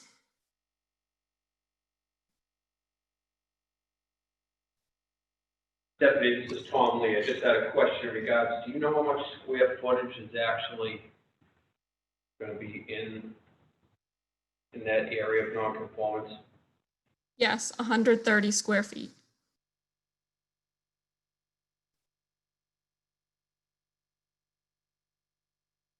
Stephanie, Tim Morgan, quick question. What's the distance between the proposed garage and the neighbor's residence?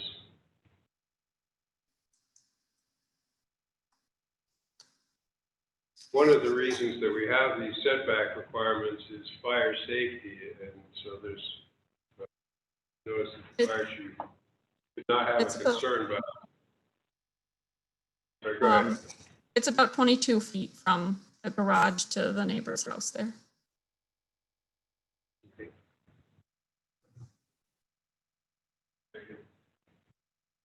ask a question. This is Paul Montioni. So the photograph that depicts the proposed garage area from the lakeside, that depicts the fence there. It's probably on the boundary line, the fence is, do you know? Yeah, it's kind of, I was told by the owners that everyone thinks that it's his neighbor's fence, and I believe it was the previous owner of that neighboring lot who put it up. But from the boundary survey that we were given, it's on his lot. So, yeah, he's he's aware of that, and he's going to make sure that everyone knows that it's going to be taken down. He sounds like he's pretty friendly with that neighbor on that side, so it doesn't sound like it should be an issue. So from your perspective, the fence, the photograph that shows the fence is showing the fence on the applicant's property, and the fence is going to be taken down in order for the proposed garage to be built. Is that right? Yes. Okay. And then the greatest encroachment into the side setback is 2.2 feet. And then what about as you go to the other side of, or the other end of that wall of the garage? How many feet is it from there to the boundary line? 6.2 feet. Okay. And if someone were to put a structure on the abutting lot, in compliance with the 10-foot setback, 12.2 feet between the wall of that structure and the wall of the garage at this corner, and there would be 16 feet at the other end of that wall, but that would be the maximum distance if somebody next door decided to put up a structure up to the setback boundary, right? Yeah, it would. The location of the neighbor's house kind of would make that difficult for them to put something in that area meeting that 10-foot setback. They only have 8 or 9 feet between their house and that 10-foot setback. I see what you're saying, but if somebody wanted to tear that building down or put an addition on it in the future, then they could exercise their right on their property to go right up to the boundary line. That would create a situation where there was only 12.2 feet of that structure and the wall of the garage at that point, and maybe 16 feet at the other point of the wall of the proposed garage. That's all I'm thinking, because 2.2 feet left on the side setback, you know, for light and air and fire safety is kind of tight.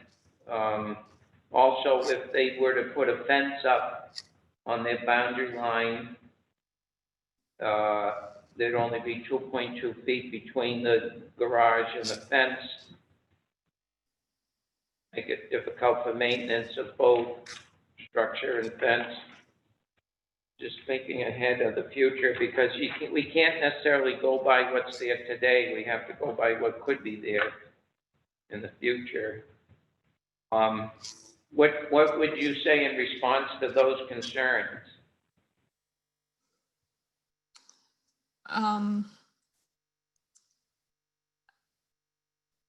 Valid points. I would. I mean, is there any way to mitigate against that? I'm sure you thought this through in terms of placement and configuration of the garage structure that's proposed. And I'm wondering, is there any way to mitigate against that result? So, Yeah. to further that, Paul,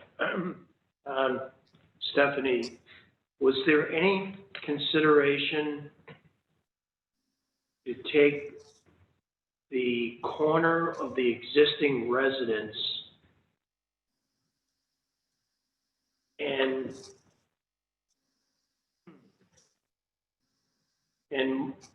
was any consideration to take that 20 by 22 garage and move it to the corner of the residence to the, as I'm looking down to the corner, and actually stay within the 10-foot setback and have the proposed garage extend out going towards closer to the right of way, but still on your property? So you're saying sort of sliding it upwards on the paper? Yes.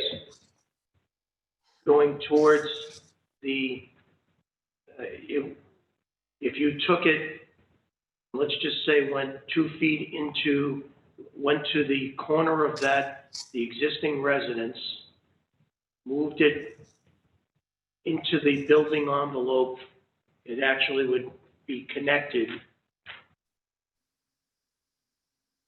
It would seem to me that you could actually stay within the 10-foot setback and still have your proposed garage and still have enough, because the existing leach bed is over to the right, still have enough entrance to go into the home and not even interfere with the existing septic tank. Yeah, the owner, Maybe I'm not.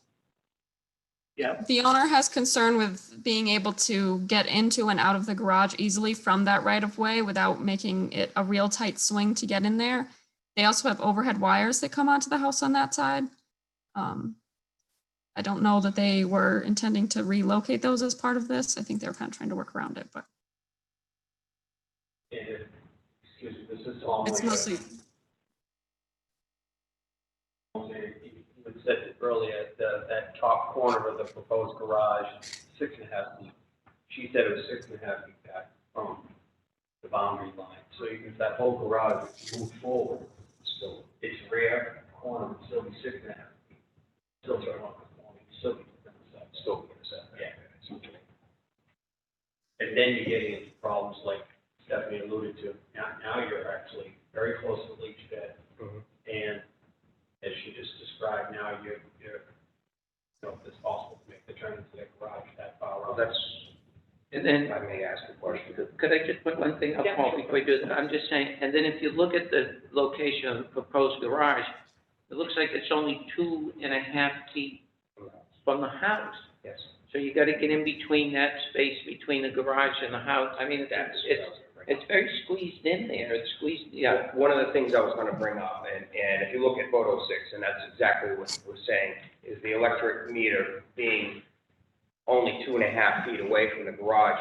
John, is there a ruling on distance to read a meter, to stand in front of it 3 feet, or anything in front of a meter? None of it's ever been brought up to my, Okay. most of the meters now also are remotely read. Right, okay, the remotely read. Looks like there's also a generator and a generator disconnect alongside it. Looks like yeah, there'd be a generator. can I jump in quickly? That stuff is gonna be relocated as part of this. That will be it's not- relocated, the electric meter? The generator, et cetera. If the meter needs to be, then they're certainly willing to. I don't know that they've discussed that with the electric company, but I know that those other utilities there will be relocated. It's only 2.5 feet away. In order to do any service or any work on that, that's kind of tight. That's why I was wondering if there was a code on an exterior meter. I know they have to be so many feet from a window, doorway, or anything like that, but being 2.5 feet from another building, I was curious about that. What would more likely, looking at the picture, they probably would just relocate the meter further down the wall towards the lake. They've got the loop coming this way, coming that way. They'd have to walk around the house. And I've not had that question brought up before. It would be a question of the utility. So if they require, I know were to service, that breaker panel inside the house, there are specific requirements. Right, you have to be 3 feet inside the house. It's 30 inches, you have to have 30 inches. So, The second question I had on that is concerning the Archie Lane, the right-of-way. Does that right-of-way just come directly right into the corner of that lot? this is Archie Lane comes down and turns into Charles, if you actually turn onto Charles Circle on Archie Lane. Right, okay. And then So that's not Archie Lane, it comes directly into their property? no, Archie goes by it and Charles Circle, and you have a tax map in front of you that is part of the package. That kind of shows where Charles Circle is supposed to go. But it doesn't. Okay. If you turn off Archie Lane on the Charles Circle, it shows Charles Circle going to the right. Well, actually, that's just a driveway to someone's house, and Charles Circle access comes down across lot 33 onto lot 32. There was a house on lot 34 that burned a number of years. I have that tax map. I don't have any. I don't have that. All right, well, here, I'd just like to see that. I'll kind of give you. Trying to visualize it. I've been down in that area many times. Yeah. I'm trying to visualize that turn. I was just down there this morning. Mm-hmm. It's that question. So you come off on Echo Point, on Archie Lane. We were talking about that. Yeah, right where we were talking the other day. Right. And you just go down there, and Charles Circle goes to the right, down towards the lake. Okay. But in reality, although it shows Charles Circle on here coming down and going to the right, you came down there, that's just a driveway to somebody's house now. Charles Circle continues down to here and then onto the applicant's lot here. So across lot 34. Okay, so when I'm looking at this here, the right of way is up here. It's not all the way down here, is it? Look at the way see this here? That's just the access across into the that's just property. on their own property. So that's their property, right? Right. This is all That's their where property. area is their All property. their Whole property. area here. But you say all, but in reality, when you walk down in there, or you go down in there, all is not a lot. It's a fairly compact. It goes right across lot 33. Yeah, it cuts across the corner, it cuts across lot 34 and the corner of 33 into 32. So this is 32 Charles. being the applicant's lot. So Charles Circle doesn't really come down this way. Doesn't really come It down. comes down this way. Right. Paved portion actually comes down. Doesn't to connect. there, and then it becomes dirt here, it goes across the corner of this lot to access So this you lot. can't go around back to Kathy Lane and out. It's not been used and it's ditched along there, along Kathy Lane. Kathy Lane just takes you right down to the beach. This lot right here, does that have a house? Not anymore. It did previously. Okay. Could there be a house put there? There could be. But it wouldn't. It's a right of way. But it would have to conform to the existing accesses. Okay, so you couldn't put a house there? You could put a house on the lot. You just can't put it over the middle of the driveway. Over the driveway, but you could put a house? Yeah, there was a house there previously that burned. So you could put a house back there, yes. Okay. It's a viable building lot. It supported a house and a septic. And this is a right of With way. all the rest of these, everything that's on the ground now Right. was there when that other house was there. Right. So that's why they don't want to pull the garage up further forward, because they won't have enough room Yeah, to turn they're into. gonna run into. Right. And you have to remember also, with the lot, this goes up steeply to Kathy Lane. From Kathy Lane down to where I parked here on Charles Circle is probably a 15 to 20 foot drop. Very steep. So it goes steep quickly up to Kathy Lane. So Stephanie, let me ask you this question. Is there the 2.5 feet that's in between the house and the proposed garage? Is that something that's imperative? What is the reasoning behind having just that 2.5 feet? It's just kind of splitting the difference, I guess, between the property line and the existing building. We tried to push that garage down towards the bottom of the page, as we mentioned, enough so that the owners can drive in easily and have a good swing into the garage without trying to fight that all the time. And I think the board understands that, but what is the reasoning for the 2.5 feet? Is there some sort of Just splitting- access other than here, other than Just the meter? just splitting the difference between the building and the property line, really, so that we're not literally building onto the property line and it's not going to be an attached garage, so you need some separation there. So if the garage was, let's basically attached to the home, you would be eliminating 2.5 feet of the encroachment. Am I correct? Yes, I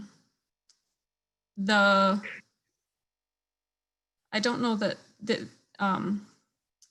I included it in the packet because I think I got it after the fact. The owners had a rendering done of the garage and it may be able to be changed, but right now the slope of the roof of the house goes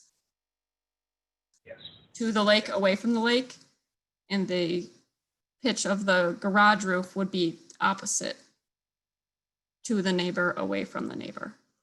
So that would have to be changed, I think, if they were going to attach it to the existing house.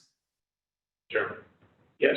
Also, as far as attaching it to the house, you get into the garages are traditionally slabs, which you don't want to attach a slab to a fixed foundation or a dug foundation like as it is here. You have a foundation that goes down with walls to a frost wall, a depth, and try to attach a slab or something like that, is that the slab may move.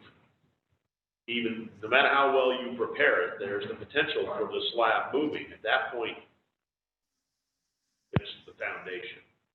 People live down, they'll pin it or whatever, but you run the risk of that. Having the separation that they're proposing allows you to avoid that and avoid also the extra excavation that it would take to put in a full foundation or a frost foundation underneath that garage. Then you're also adding a substantial amount of excavation where you to go try to make it so that it could be, say, correctly attached. So, where I go with this, that would be my advice. Leave that separate. So a floating floor.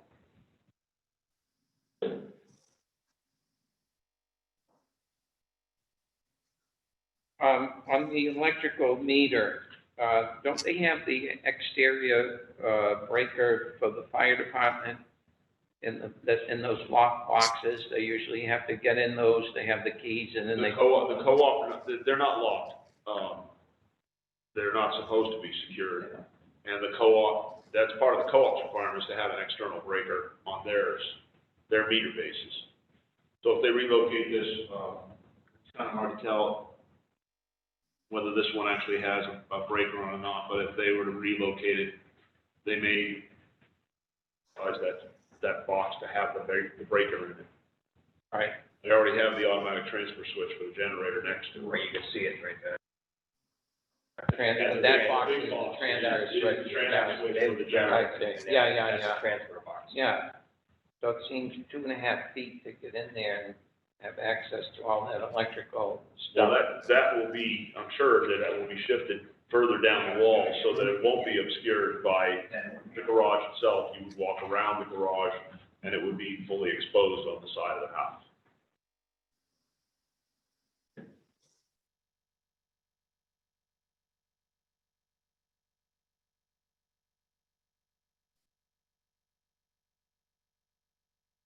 Any other questions? Yeah, is this a standard two-car garage size? No, smaller. It's essentially a single car garage. Standard would be 24. Yeah. This one's the same thing with 24. Yeah, they're proposing 20 by 22, so that's the standard, basic standard is 24 by 24. And getting bigger all the time. And that's a standard single car, 24 by 24. It can be a double car, a two-car garage, that's not, that used to be the standard 30 years ago. They're getting bigger because the vehicles are. A standard garage door was 7 by 8, 7 by 9. Now they're 8 by 9 or larger, taller. Pickup truck is about 18 feet long. That was my thought as well, if I'm on the same page, this is enough for a two-car garage, which it's not. That being said, is there an opportunity to make it more narrow, make it a little bit longer, so you make it a two-car garage front to back rather than side by side, and then you become more conforming? Again, you're trying to make that turning movement in and out of that garage. If you're only 8, you only got an 8-foot or 9-foot spot, you put the car in there, you're really hampering their ability to turn, make the turning movement in there.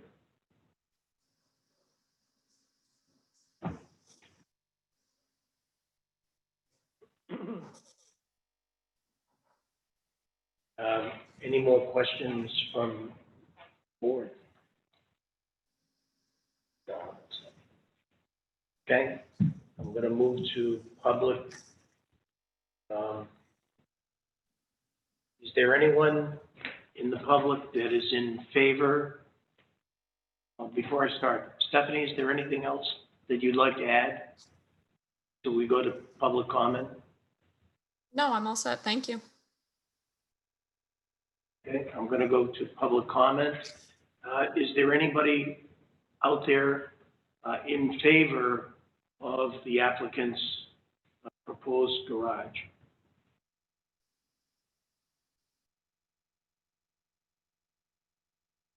No. I'm going to ask again if there's anyone out there in favor of the proposed garage. Hearing none. Is there anyone out there that's opposed to the garage proposal by the applicant?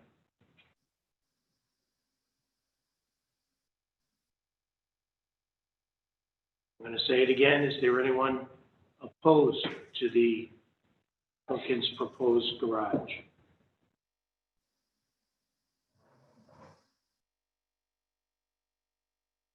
Hearing none.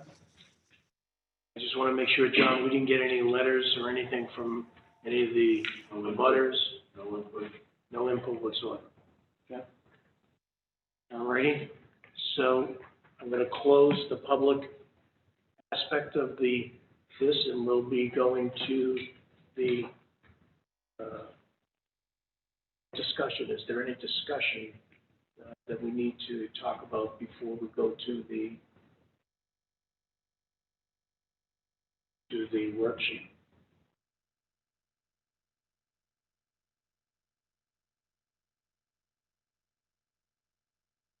Anyone? No?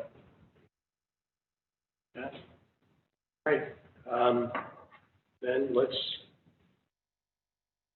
go to the worksheet of Z-2015. Tim, I would ask you to start. Public interest, very to the public interest. Frankly, for me, this is a very close call. The issues in this variance requested to trouble me. I think we've beat up the hardship portion of it pretty well. And I think public interest here is air and light and safety, fire safety. And I think it's a close call, but I think it's not contrary to the public interest. I disagree. I think it is contrary to the public interest. I think there's a safety issue here, and I feel that the applicant could have worked on this at least the 2.5 feet to make it more,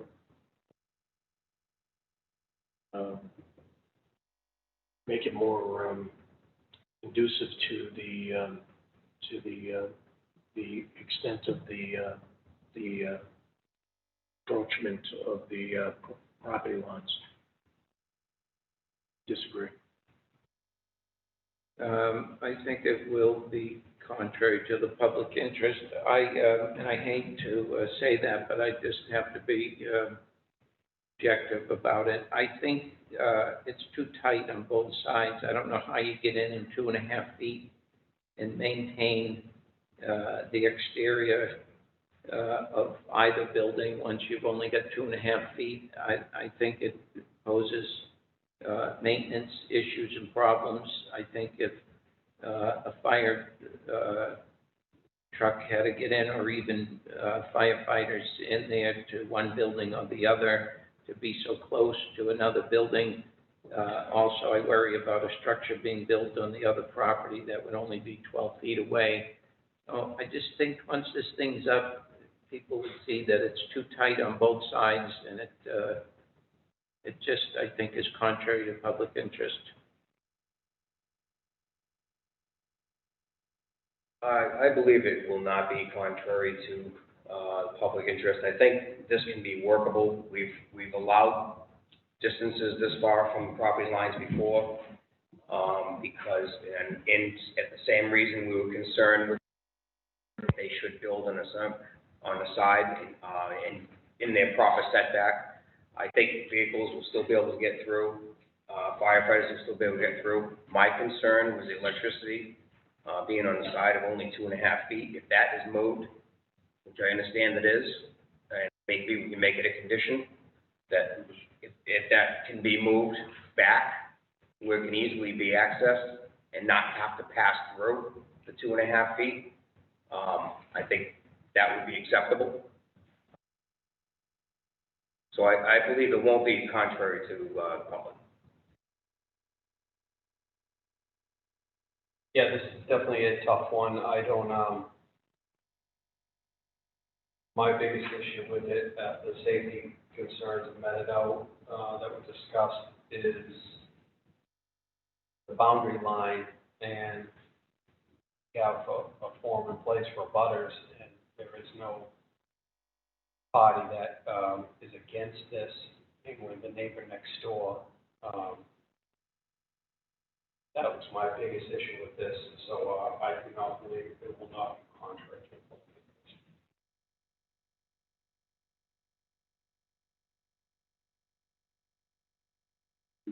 Agreed. I do, and Paul knows that. Okay, the spirit of the ordinance, we're all done with that portion, right? The spirit of the ordinance, I believe that the request is not in harmony with the spirit of the zoning ordinance and the intent of the master plan. And I'll express my same health and safety issues in terms of it. This is Paul Montioni. I would say the request is not in harmony with the spirit of the ordinance and the intent of the master plan or the convenience, health, safety, and character of the district. I just think, again, it's too tight a situation. I think it's contrary to why the setback exists. And I think putting these two buildings so close to each other and potentially so close to another structure is not consistent with our zoning. I believe the request is in harmony with the spirit of the master plan. Again, this has been an approved situation in the past. We do have these. That's why people come to us when they have tight situations, tight lots, to be able to have access and availability to be able to have a garage or a structure as close to the property line when they have situations like with a septic system, or it's a well or a another structure on the property. I believe this is, by granting this, will be in part, partially with the master plan, especially knowing in that belt area. I agree with Paul or Shelley, requested spirit or something. Tim Morgan, I also agree with Paul LaRochelle.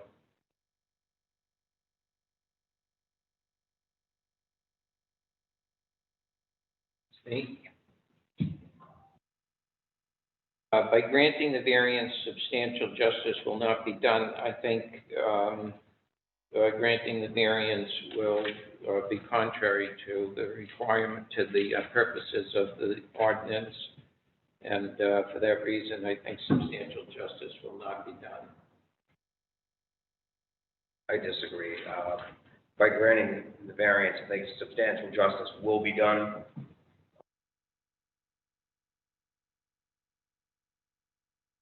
I don't think there'll be any detriment really to the public.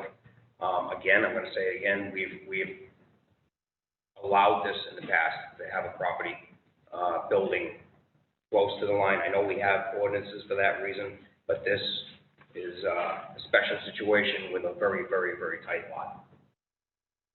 Agree with Paul LaRochelle, I grant the variance, substantial justice will be done. I think one of the measures of whether substantial justice is done is whether the benefit to the applicant outweighs the detriment to the public as a whole. And I think in this case it does, and substantial justice will be done. Disagree, and I agree with Paul Manzione. The request will not diminish the value of the surrounding properties. There's no factual evidence of any property, and no one has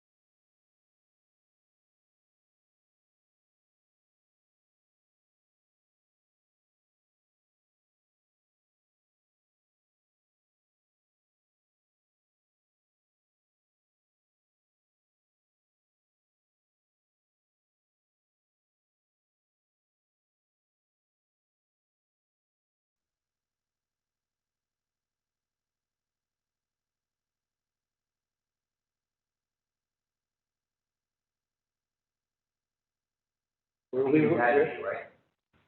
I would start with you, just to be sure. Okay. Just start again. The request will not diminish the value of the surrounding properties.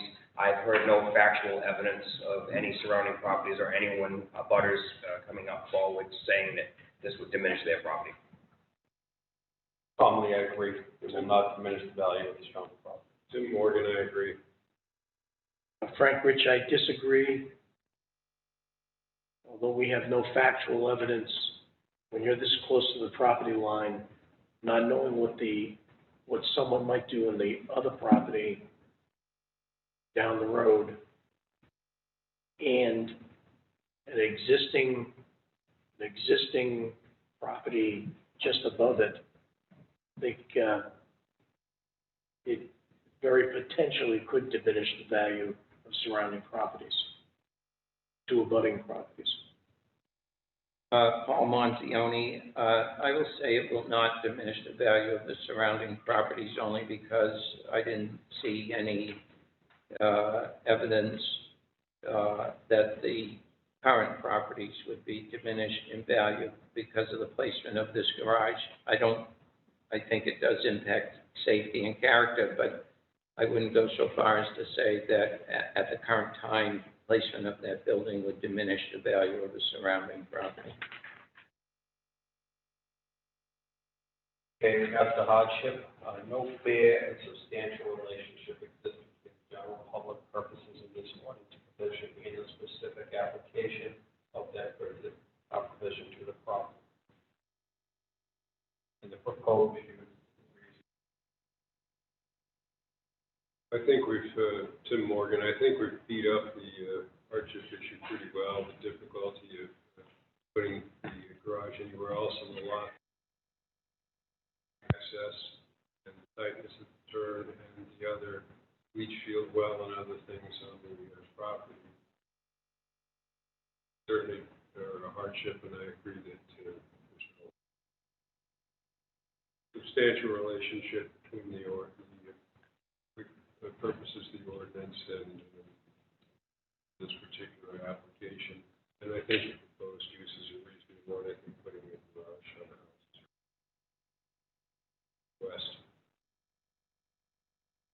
I disagree. I believe that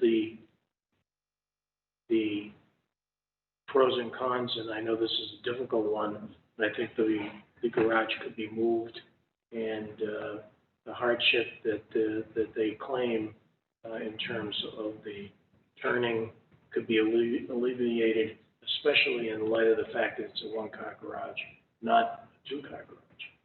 And I think there is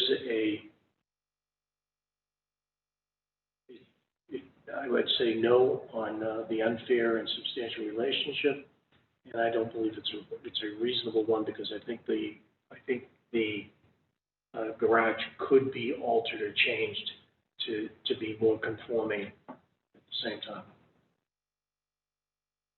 I would say that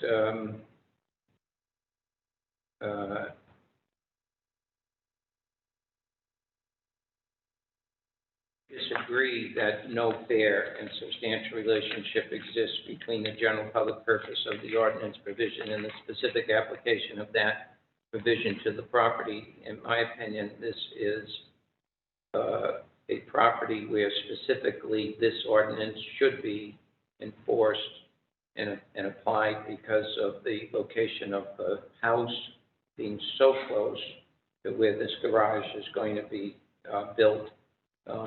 And then the potential of the neighbor's property having only 12.5 feet from a potential structure or expansion of a current structure. So I say I disagree that no fair and substantial relationship exists. This is one instance where the ordinance should be enforced.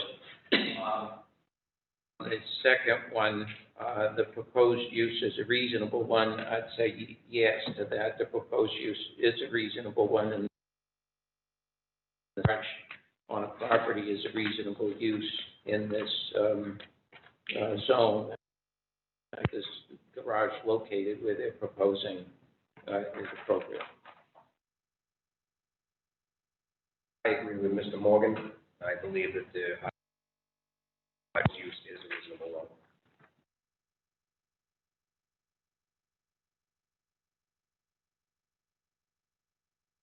Mr. Chairman, vote based on the votes as I tallied them, I move that we approve application case Z20-. Second? Any discussion? All in favor? Conley, aye. Tim Morgan, aye. A little bit, okay, we've not had this situation, sorry. What? Nay. Okay. I do not agree. Paul Manzioni, nay. Paul LaRochelle, yes. Okay, so it's approved. So this is approved 3-2. Yes, correct. That's correct? Right. Okay, don't. Application, Okay, staff's been approved, not unanimously, but 3-2. And we wish the applicant good luck in putting up their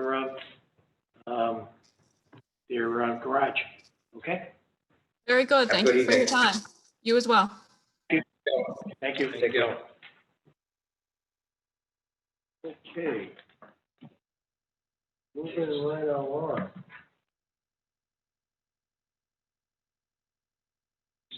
Case Z 2016.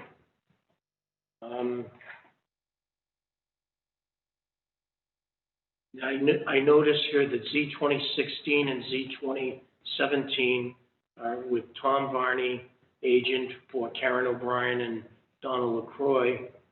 And it's before 9 o'clock. And we typically do not, you start, okay, we typically do not, after 9 o'clock, no, is it 10 o'clock? 10 o'clock, I'm sorry. Typically after 10 o'clock, we do not start a new case, but these being with the same applicant, I don't think we're going to have that issue. Okay. So, Tom Varney, are you there? Yes, I'm here. Okay. We're going to just review the applications.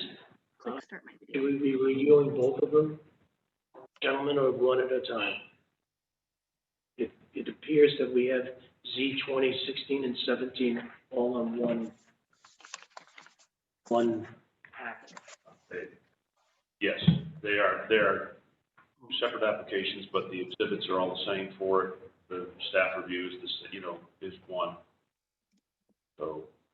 Okay, Tom, you don't have any objection for us to approve both at the same time, do you? No, I do not.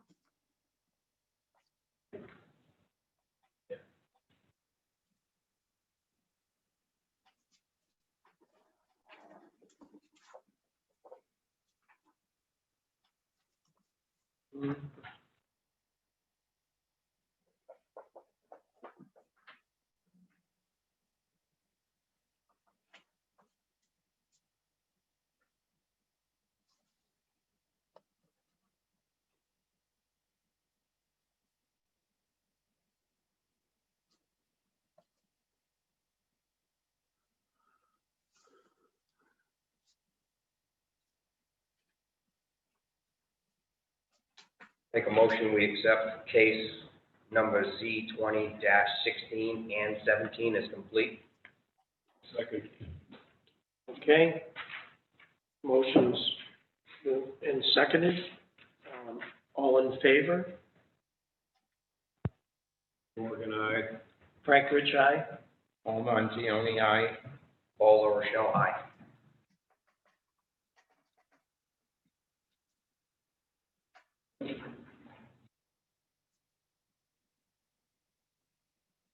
Okay, so, Tom, if you would like to start wherever you want to start on your presentation, we'd love to hear from you. Thank you. Tom Varney, Varney Engineering. I want to thank you for being nice to Stephanie. She's a young civil engineer. She lives in New Durham. She'll probably be taking over my place in the future doing this kind of stuff. So you were all gentlemen, so that was nice. Thank you. And I'm here for Well- Karen. And if it had been you, it would have been more hardship, okay? Thank you. Yeah. So Karen O'Brien and Don LaCroix are in the queue here. And this property is on River Lake Street, which is by JP China out that way. I'll show you a map of that, but I'll read my narrative. They've owned this property for 20 years and like to add a 12-foot deck to the waterfront side of the house. Presently, the property has no deck, porch, or patio. The deck will allow for enjoyment of the riverfront. The deck is to be off the main floor. A porous patio is to be installed underneath.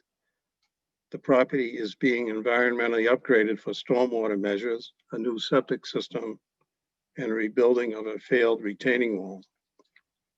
A New Hampshire DES shoreline permit and a septic design are pending. So I'd like to share the screen and show you some pictures.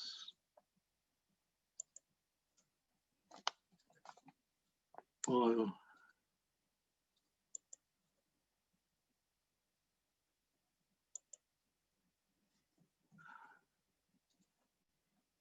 okay, hold on, I want to get rid of this. Here's a picture of the house. No, this is on River Lake Street and the river is behind it. Oops, Jesus. This is the backyard and this is where the deck is going to go up at this higher level. And this is looking at the bay. You're not showing us anything but your face. Yeah, you're not sharing your screen, Tom. Okay, What did you go? We have the picture and the stuff, if you want us to refer to it. There you go, try it, share. okay, And then which one do you okay, here's a picture of the house. click share? Do you see that? Yes, we do. Oh, yeah. Oh, yeah. Okay, that's on the street view of it. Okay, and I'm going to go to, I think you have to go back to that. no.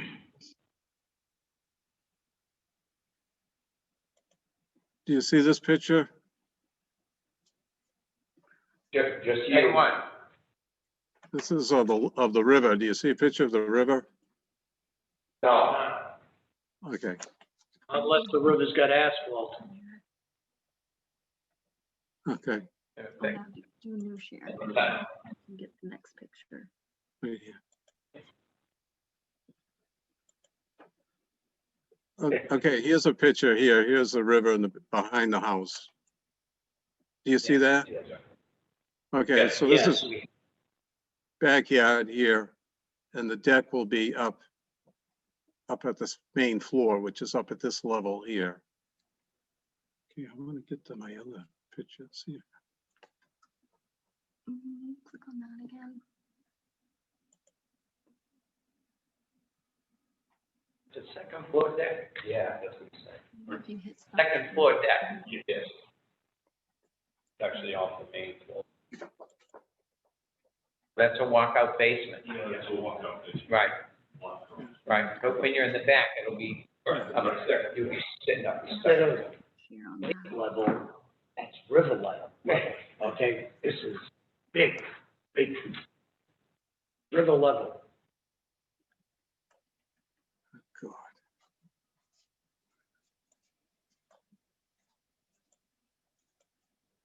Okay, I'll You know what the show you where it is on the tax map. So this is River Lake Drive here. JP China is here and Main Street, Route 11 is here. So this is a dead end. So we're down halfway down to the end of the street. Okay, now I want to go to my plan, but I don't. LaCroix plan, since it'll show us. Okay, do you see a plan now?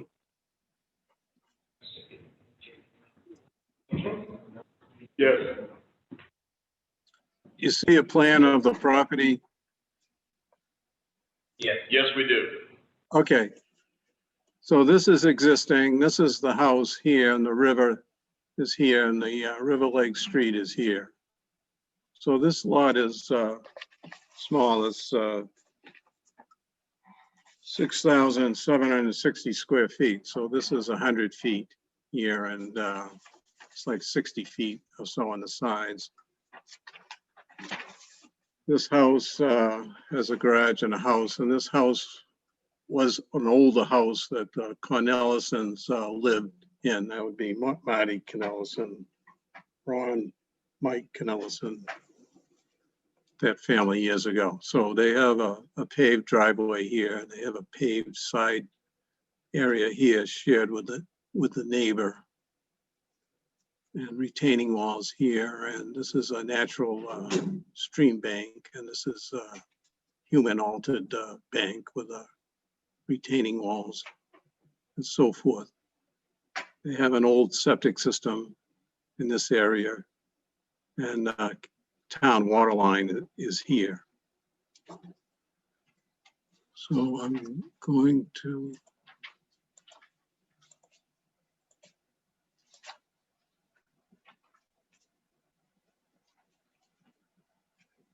Which one are you trying to get? here. How are we gonna move it over somehow?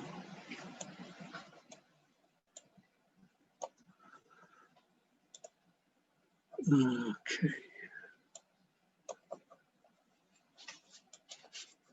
Oh, I can't do that.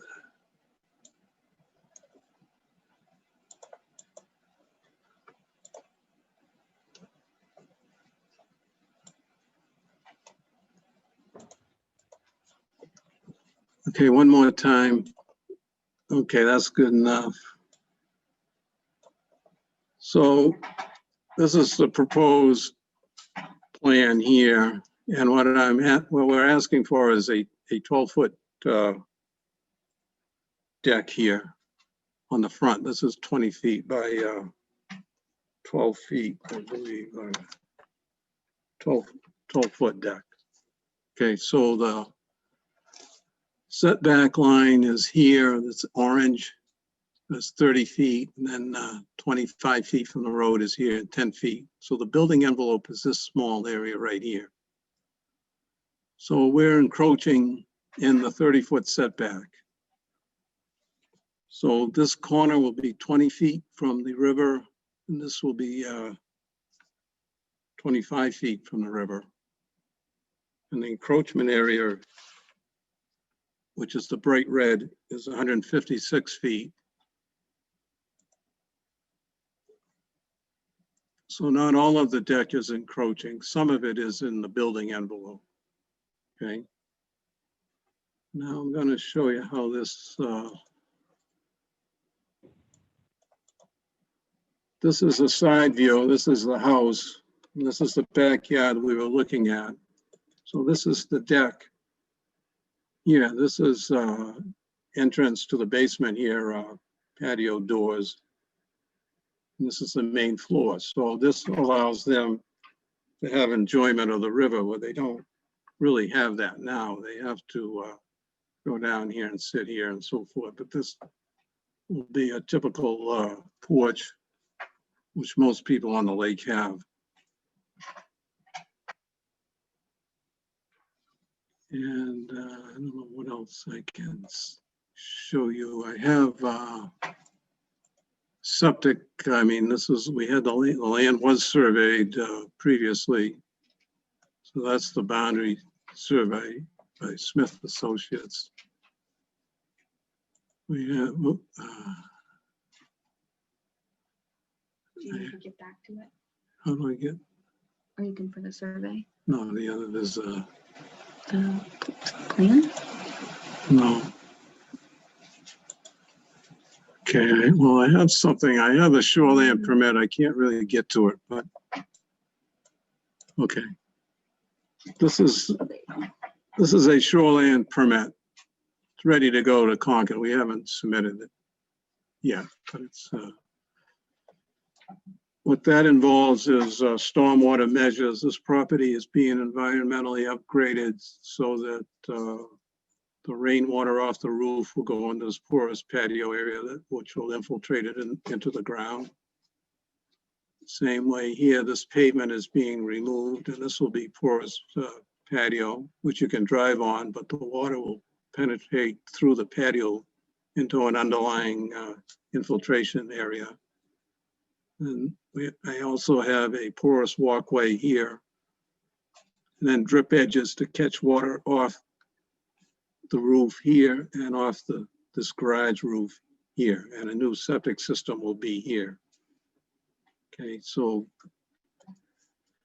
this has rainwater that goes to the river, and this has a lot of lot coverage, which is like 57% or so. Which is high. So we're going to stop that. We're going to keep all the phosphorus and dirty water from going into the river here. And upgrade the septic system. And this area here is bare soil, but that'll be planted with shrubs. So we're making it a little bit more greener. This retaining wall is being repaired under a wetland permit. So I think I've covered all that. So this red area is the encroachment. So I can answer any questions, although the LaCroix's there. You can ask them if they'd like to talk about it a little bit.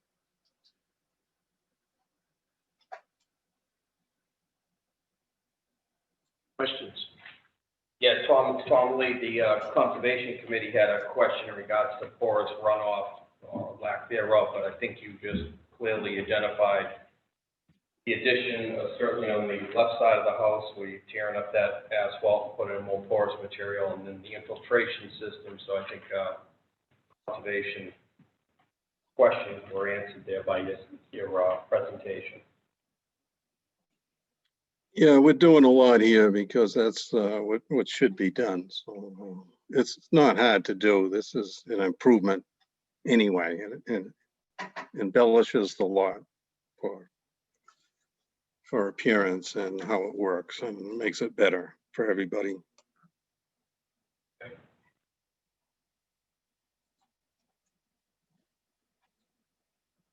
More questions?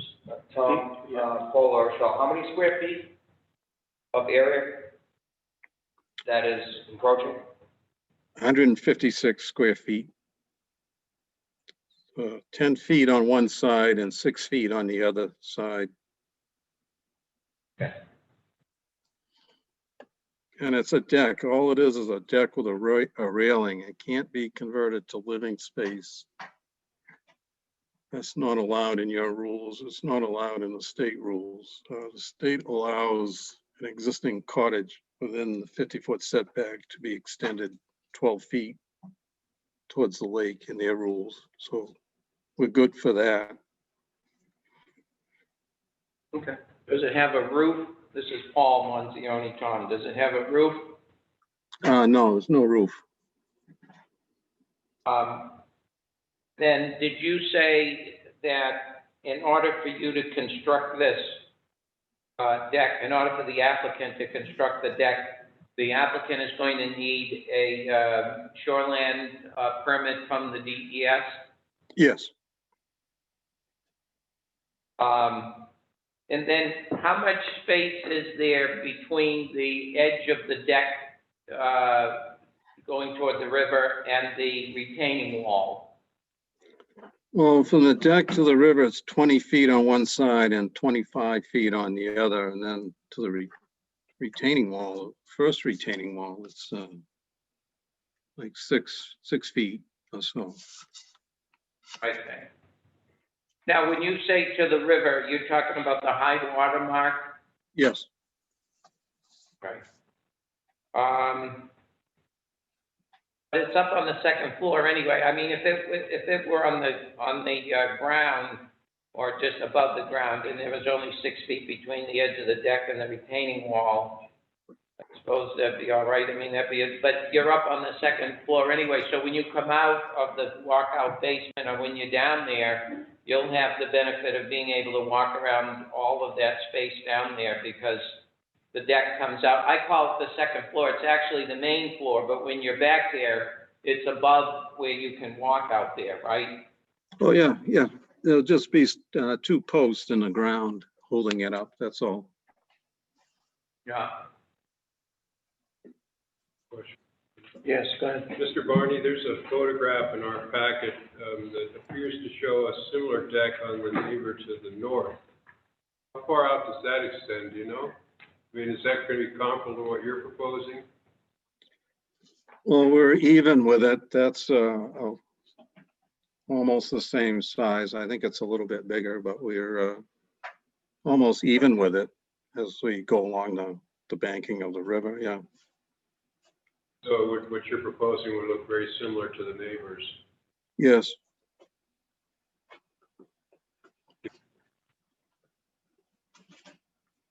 This is Frank Rich. So the pervious areas or the proposed forest areas also include where the 2 walls, you have 2 walls, one that's closer to the river and then one above. There's one whole area that was patio and block, and now that's going to be green area. Is that correct? Yeah, that's going to be a shrub area. That's, you're going from concrete patio blocks with no vegetation into one that has full of vegetation, just to give it some life there. Right. So it's going to kind of mirror the shrubs that are on the right-hand side of the staircase. As you're looking down, they're putting more into the left-hand side and making it, yeah, okay, I got it. Okay. That's Any all more an questions? improvement. No, that's all an improvement to the river. It's all very important in the scheme of Mother Nature there on the edge of a river. Yeah, yeah. Tom, very nicely done. Thank you. Any more questions from the board? Okay. All right. I'm going to go, unless you got anything else to say, Tom, okay, which I hope you don't, okay, but. I'm good, yeah, okay, I'm good. We're going to go to public comments, if that's okay with you, Tom, okay? Yes. Oh, yes. Is there anyone in the public that would like to speak in favor of this applicant's proposal?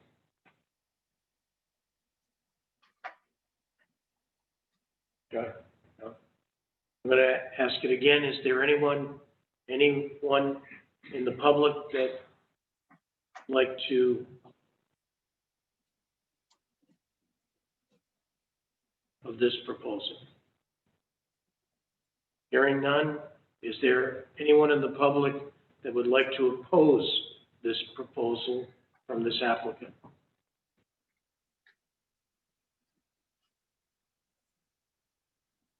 I'm going to say it again. Is there anyone that would, in the public, that would like to oppose this application? Hearing none, I'm going to close public section, this application. It's the pleasure of the board. Can we go to the worksheet? Okay, We're only going to work on one worksheet. At a time. one at a time. One at a We are time. gonna- You gotta do both. I So, want to clarify that. okay, Tom, we're gonna work on one application sheet at a time, if that's okay with you. Yes, sure. Great. Try not to fall asleep now. Thank you. Okay. All right. Z 20-16. If I could have you, Mr. Manzione, start. I certainly will start, Mr. Chairman, and I would like to say the variance will not be contrary to the public interest. I think that the construction of the porch or deck up where it is having very little impact, if any impact, on the property, and the things that the variants are designed to prevent against on an issue here. And in fact, there are a number of other improvements that are going on as part of this, not necessarily as part of the deck, but they're happening anyway. So I think overall, the property is seeing a substantial improvement. I agree. Tom Lee, I agree. Tim Morgan, I agree. Frank Rich, I agree. The request is in harmony with the spirit of the zoning ordinance, the intent of the master plan, and with the convenience, health, safety, and character of the district in which it is proposed. This is common in the master plan on lakefront or riverside properties, and decks are an allowed use. Tom Lee, I agree. Morgan, I agree. Frank Rich, I agree. Paul Manzione, I agree. Substantial justice. By granting the variance, substantial justice will be done. I agree. Tim Morgan, I agree, benefit to the applicant far outweighs any detriment to the public. Frank Rich, I agree. Paul Manzione, I agree. I don't see that there'll be any detriment to the public by construction of this deck. Agree. The request will not diminish the value of surrounding properties. There's no evidence submitted with respect to changes in values, but I think this improvement to this residence should help the surrounding properties in value. I agree. Frank Rich, I agree. Paul Manzione, I agree. Paul LaRochelle, I agree.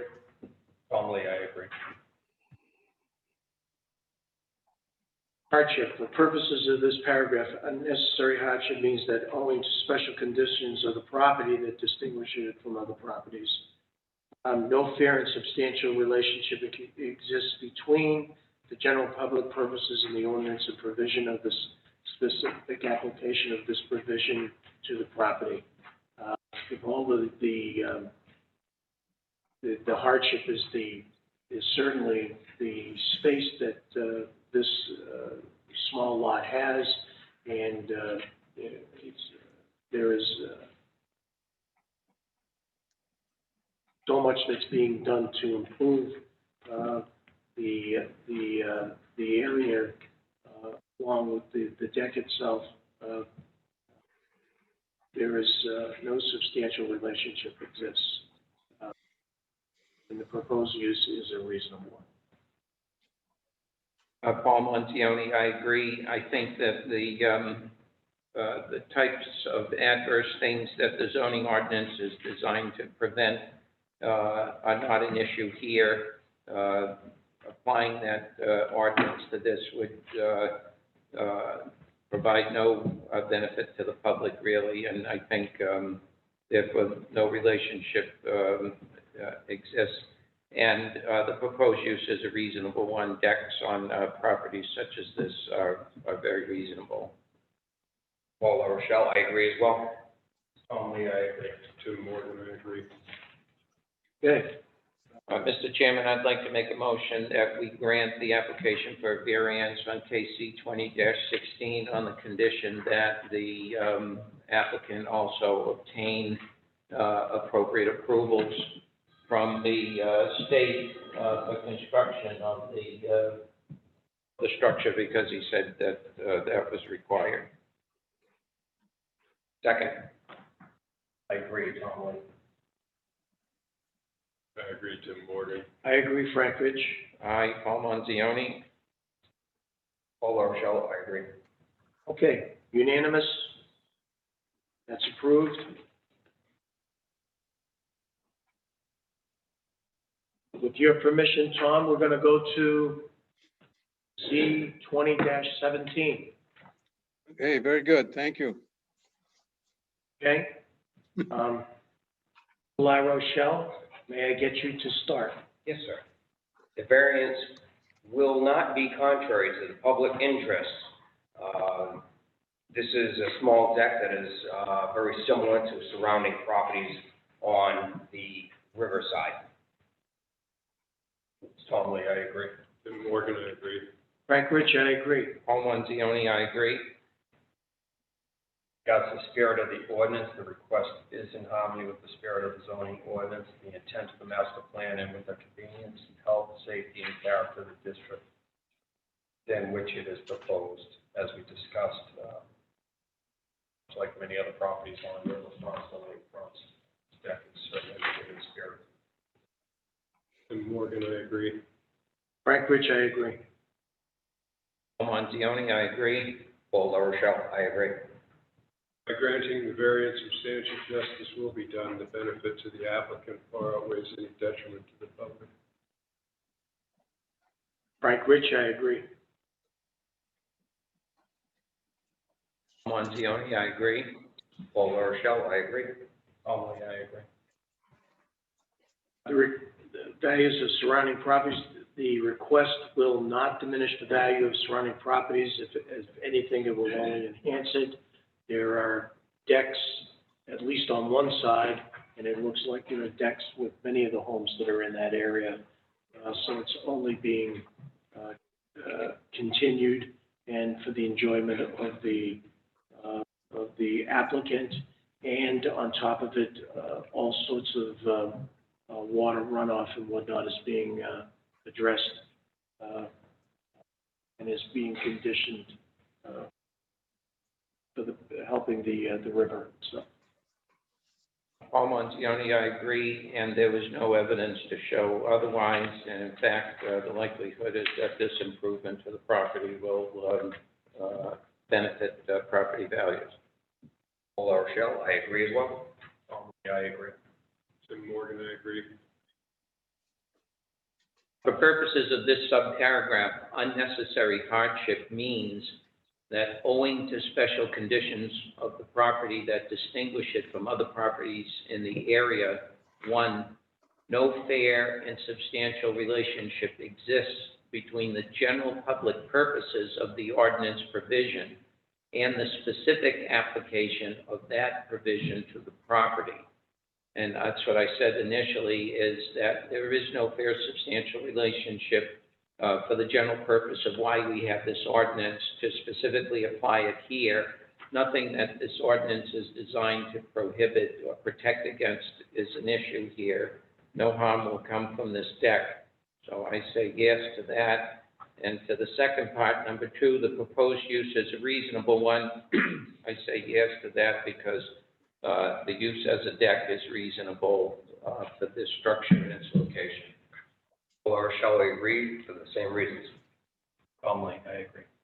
Tim Morgan, I agree. I think the building envelope of this property is exceptionally small, and that's a substantial hardship for this applicant. Proposed uses. for all of those same reasons, I agree. Frank Rich. Mr. Chairman, I'd like to make a motion, Paul Manzioni, that we grant the application for ZKC 20-17, the application for variance on the condition that the applicant obtains the appropriate and necessary approvals from the state of New Hampshire and DES. Second? All in favor? Can we have a vote? I'm sorry. Tom Lee, aye. Tim Morgan, aye. Frank Rich, aye. Paul Manzioni, aye. Paul LaRochelle, aye. Okay, that's unanimous on that one. You're 2 for 2, Tom. Okay? Okay, well, thank you. Congratulations. Okay, and thank you. And Tom, as usual, very nicely done. Thank you. Okay, see you. Good night. Night. Aye. Okay. Well, we went through the applications. And we need to go to previous business. Is there any previous business we need to discuss? What a shame. Okay, let's He move it. just said no. I don't think he gave it enough thought, Mr. Chairman. He just said no. Boy, I'll tell you. He immediately said no. Not only did he say no, did you see how demonstrative that no was? I'll tell you. I'm not sure he gave it enough thought. I think it was an abrasive no. I think we're getting short shrift here. He didn't think about it long. I think he's getting a little snarly. You've not seen it. Yes, Mr. Edward. The first applicant before the board, you gave them an extension to December. It could have been November. Does it preclude them from coming in December, or do they must wait until December? Maybe they get their paperwork in line beforehand. Are they allowed to come earlier, or does it have to be December now? Since they're gonna make public notice, they'll have to come in December. Where will the public notice be? Mailed to the abutters by registered mail and printed in the newspaper. Which newspaper? The Laconia Daily Sun. And that ought to get a lot of attention. In Alton, okay, I mean, really. That's the one that goes. Really? That is the paper of local circulation. Holy moly. Wow, yeah, it's funny. Yeah. Good question, okay? It is. Would you like to ask any more questions? Before we move from to previous business to new business? Do we have any new business, Mr. Code Official? No. See, That was so much, that was so much Another nicer. quick answer. I would like to interject the new business, the ZAC committee met for the first time, and it was a productive meeting. And, I think we really laid down some good groundwork, and second meeting is coming Tuesday, so, Nice. look forward to it. Who's chairing it? We didn't vote on a chair You because. gotta do that, or you guys will be there all night. We didn't have. We had a couple members, two members. I You weren't, Frank wasn't there, and Scott. Are you Williams. suggesting that I look like two people, a couple of people were missing? Okay. No, you're pissing me off. Scott wasn't there. Scott wasn't there. Scott wasn't there either? Okay, sorry about that. But, yeah, I usually move them along, you gotta move them along, otherwise people You will you don't talk. move anything Oh, along. come on, I move them along, the ZAC meeting. Everything is procrastinated, okay? Look at the cases you have, you've got nothing going, okay? Get out. Oh, Speaking my of moving along. Yeah.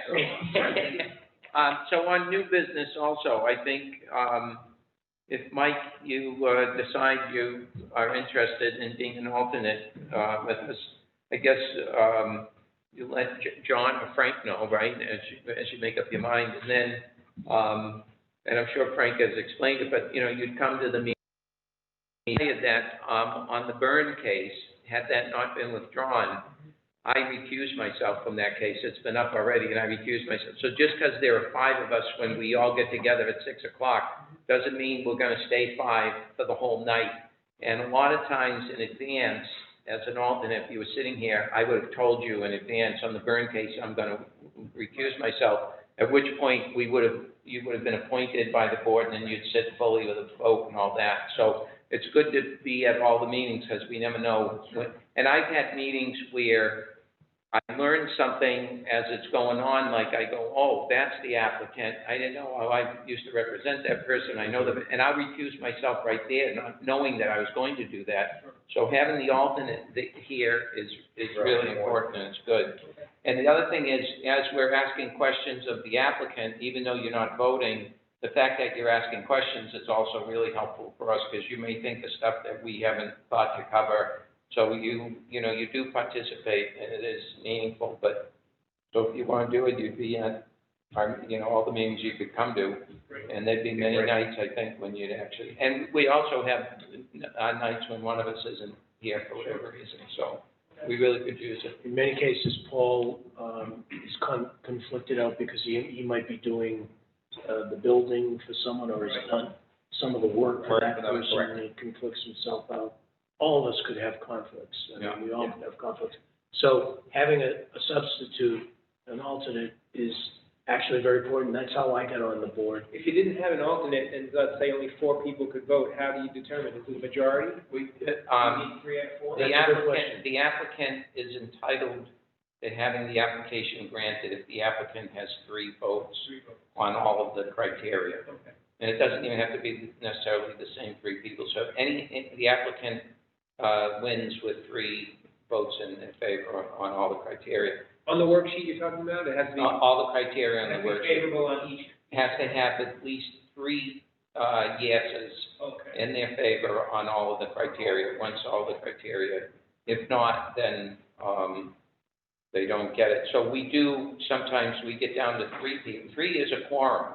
So we can, under the statute, proceed and rule on an application just with 3 people. But as a rule, we give the applicant the opportunity to continue the case and not, because they got to get unanimous at that point. And by the way, the handbook says that too, the ZBA handbook suggests that. We actually had at least 2 months' worth of cases that got pushed forward because Paul recused himself and there was only 4 of us here. Right. And the applicant didn't want a chance, just 3 With votes. just 3 votes.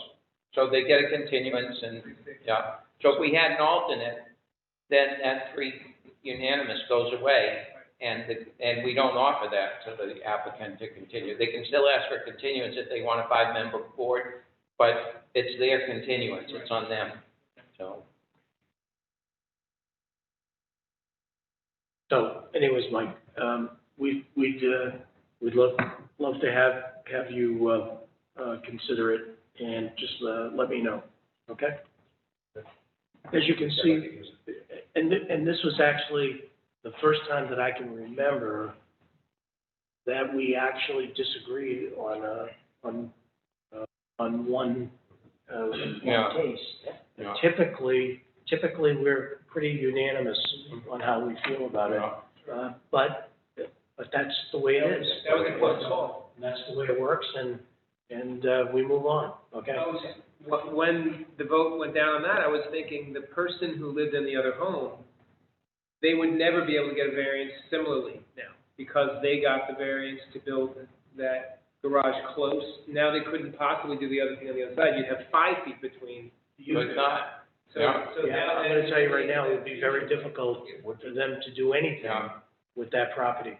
But he wasn't They didn't- here to object. Yeah. Okay, so, you know, Otherwise, they could have come here and Right. And that would have been a turning point in the whole case, because Paul Manzano brought that up, and then the fact there was no abutter that was in against it.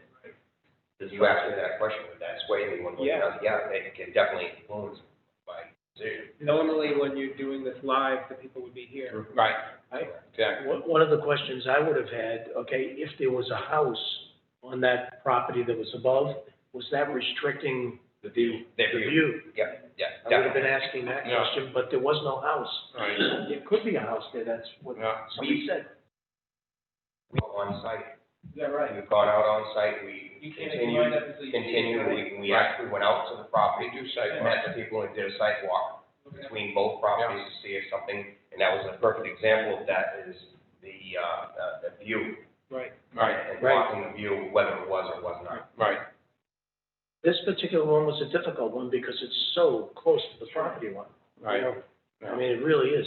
And yet, but very understandable how it could go either way. My original thought is, why not have it attached to the house, but I wasn't familiar with how the foundation would. John, that was a great explanation because I did not think of that. That one and the fact that the roof line would have been, or not Roof roof line, that was the roof another line thing. was a problem. No, That that's whole a- roof line didn't make sense to connect. But I've seen that happen, Yeah. where one goes one way and the other goes, I mean, it can be done. It can be done, it can be done. I mean, it's a little more challenging. It is.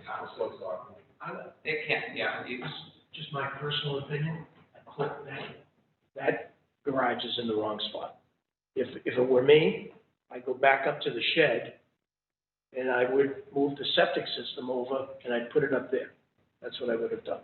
I would have never even put it, But moving the septic system becomes an issue because of the proximity to the lake and Right, other properties, right. and wells. right. I think that I the saw, proposal was about the only place they could put it. That's also not an inexpensive Making it proposition. Right. narrower. no, that's true, You're jumping over the $10,000. right, Usually Right. 24 feet. It's probably gonna be car, motorcycle garage, you would imagine they're gonna have that. oh, yeah. Believe it or not. Oh, yeah. But, you know, my feeling is, you know, I mean, people, when they have those properties, they know what they got. You know, I mean, a garage isn't an essential thing. It's nice to have, but it's not, doesn't deprive them of use of the property, of living there. So, I mean, and we seldom say no. I mean, And I like the idea of doubling up, that if I was gonna do it, I would at least double it up. Yeah. I would've gone this way, Yeah. but, hey, they decided not to. It's what it is. Yeah, okay, approval of the minutes. Mr. Chairman, I have to confess to having not done my homework. wow, you're the guy no. we count on. Oh, my, this is shocking. Well, why don't we just, shall we go to the next meeting and approve the minutes then? Well, there's enough of us who read them. I found them to be in order. I think you found them to be in order. Yeah. Do you trust? And Paul thought they were fine. I rely on Tim. Just this one. Yeah, just this one. Right. And don't make a habit of it, okay? Because Well, wait a second. I don't want to let you down. Wait a second. Yeah. Let's just forget about Monsignor. How about, if Lee and La Rochelle thought they were okay, I think you could go along with it. It's just the attorney. You gotta I would worry about. request that Mr. Morgan grant me a special exception to approve the. So granted. Okay, so can I get a, Make a motion to accept the public hearing meeting minutes for August 6, 2020, as written. I'll second that to approve. okay? Aye, Tom. I, Frank Rich. Aye, Paul Manzioni. I, Paul LaRochelle. Great. Boy, I'll tell you, this is the first year that the minutes have been approved right away. Okay. And, John, would you mention to Lydia, she does a great job with them. Actually, Jen, Yeah, she really does a really wonderful job. Okay, thank you. John, was there any correspondence? Oh, wait a minute. Chairman, there was not. No correspondence? Sick of Oh, this. my goodness. I'm sick of this, okay? If there isn't some correspondence soon, I'll okay? bring you some. I'll arrange for you to get some correspondence. Who even knows what it is, Mike, okay? Not It's even, every meeting. not even a Thanksgiving card coming up, not anything like that. End of the year, Labor Day, you know. Nobody cares about us. I heard there was gonna be a barbecue for the town employees. Does that include us, or? Mr. Chairman, I'd make a motion to adjourn. I second the motion. What? Are we still in discussion about correspondence? Yeah, discussion. I just have one, and Oh, this is I'm a sorry. procedural question. I have Yeah. one question. The last case that Tom had, the two variance requests. Tom rarely consults with me prior to Right, submitting it, which is fine. He's been at this for a long time. right. But my initial thought was there was only a need for one variance. There wasn't a need for two That was the variances. question I had, why two? That was my, the variance for expanding a non-conforming structure really was of no, in my opinion, and that's how I looked at it. The variance request to build the deck that would encroach into the setback, the deck starts actually conforming, so that portion of the house is conforming. And then you have that encroachment, and my recommendation would have been just the one variance. That's why I asked. Was the house non-conforming? The rear of the house, the part of the house facing the road is non-conforming, a large section of it. But where the deck is proposed to start, Right. that portion of the house is conforming to the setback. So it would have been just a few feet, and then the. Yeah, but I think you gotta look at the whole building. So if you say any part of the building is non-conforming, then the building is a non-conforming building. So what you're trying to do is build on a non-conforming building, and at the same time, you want to encroach into it. I think the two variances is probably a good way for him to go. That's why I asked. Yeah. No, I think that's probably a good way for him to go, and it's safer for him to go that way too. If he didn't, but I think he did have a non-conforming building. Correct. He wanted to build on it, and he also wanted to encroach into the the water setback, the river setback. So I think it was probably a good idea that he did it. The great thing about that, though, was that all of the same facts and criteria applied to both so Right. easily. I mean, once we granted the first one, there really wasn't really anything else to consider, even though they were two separate things. I mean, I could never see one being granted and the other not. They were the same thing, really. That's why. Oh, yeah, Let's discuss these. yeah. Mike, a lot of our stuff, as you can see, it's especially with the small lots in Alton Bay and other areas, I mean, it gets really kind of tricky. And this board, for the time that I've been on it, has always tried to find a way to accommodate or help the lot owner, you know? Very seldom, and we even asked them to reduce things like we did today, 10.5 square feet, or 10 square feet, move something, change it. That's why I was trying to get them to move the garage, but I got sidewined with the, you know, the extra expense and this and that. Well, yeah, that's, I was Yeah. concerned with the electricity and the generator and getting in there with just 2.5 feet. But it's not uncommon, especially on 28A, hot portion of Alton Bay, and, the way those homes were built and on River Street and different areas, it's very common. They were all tight, built in every which way before any ordinances. Septic issues, we've got water issues, we got, you know, there's no sewer system down there, nothing. I mean, The variance, the setback laws were put in place after all the structures were there. right, this is all, these are all grandfathered in. All before zoning. That's right. Yeah. Right, so it gets a little bit tricky, but this is a very receptive board for the right reasons. Yes. And that's what it should be. I'm gonna move to adjourn. Okay, Second that. okay, all in favor? Aye. Tom Lee. Hi, Tim Morgan. Aye, Frank Rich. Aye, Paul Montioni. Hi, Paul LaRoche. We're off the This record. meeting is done. Listen, I've been representing a client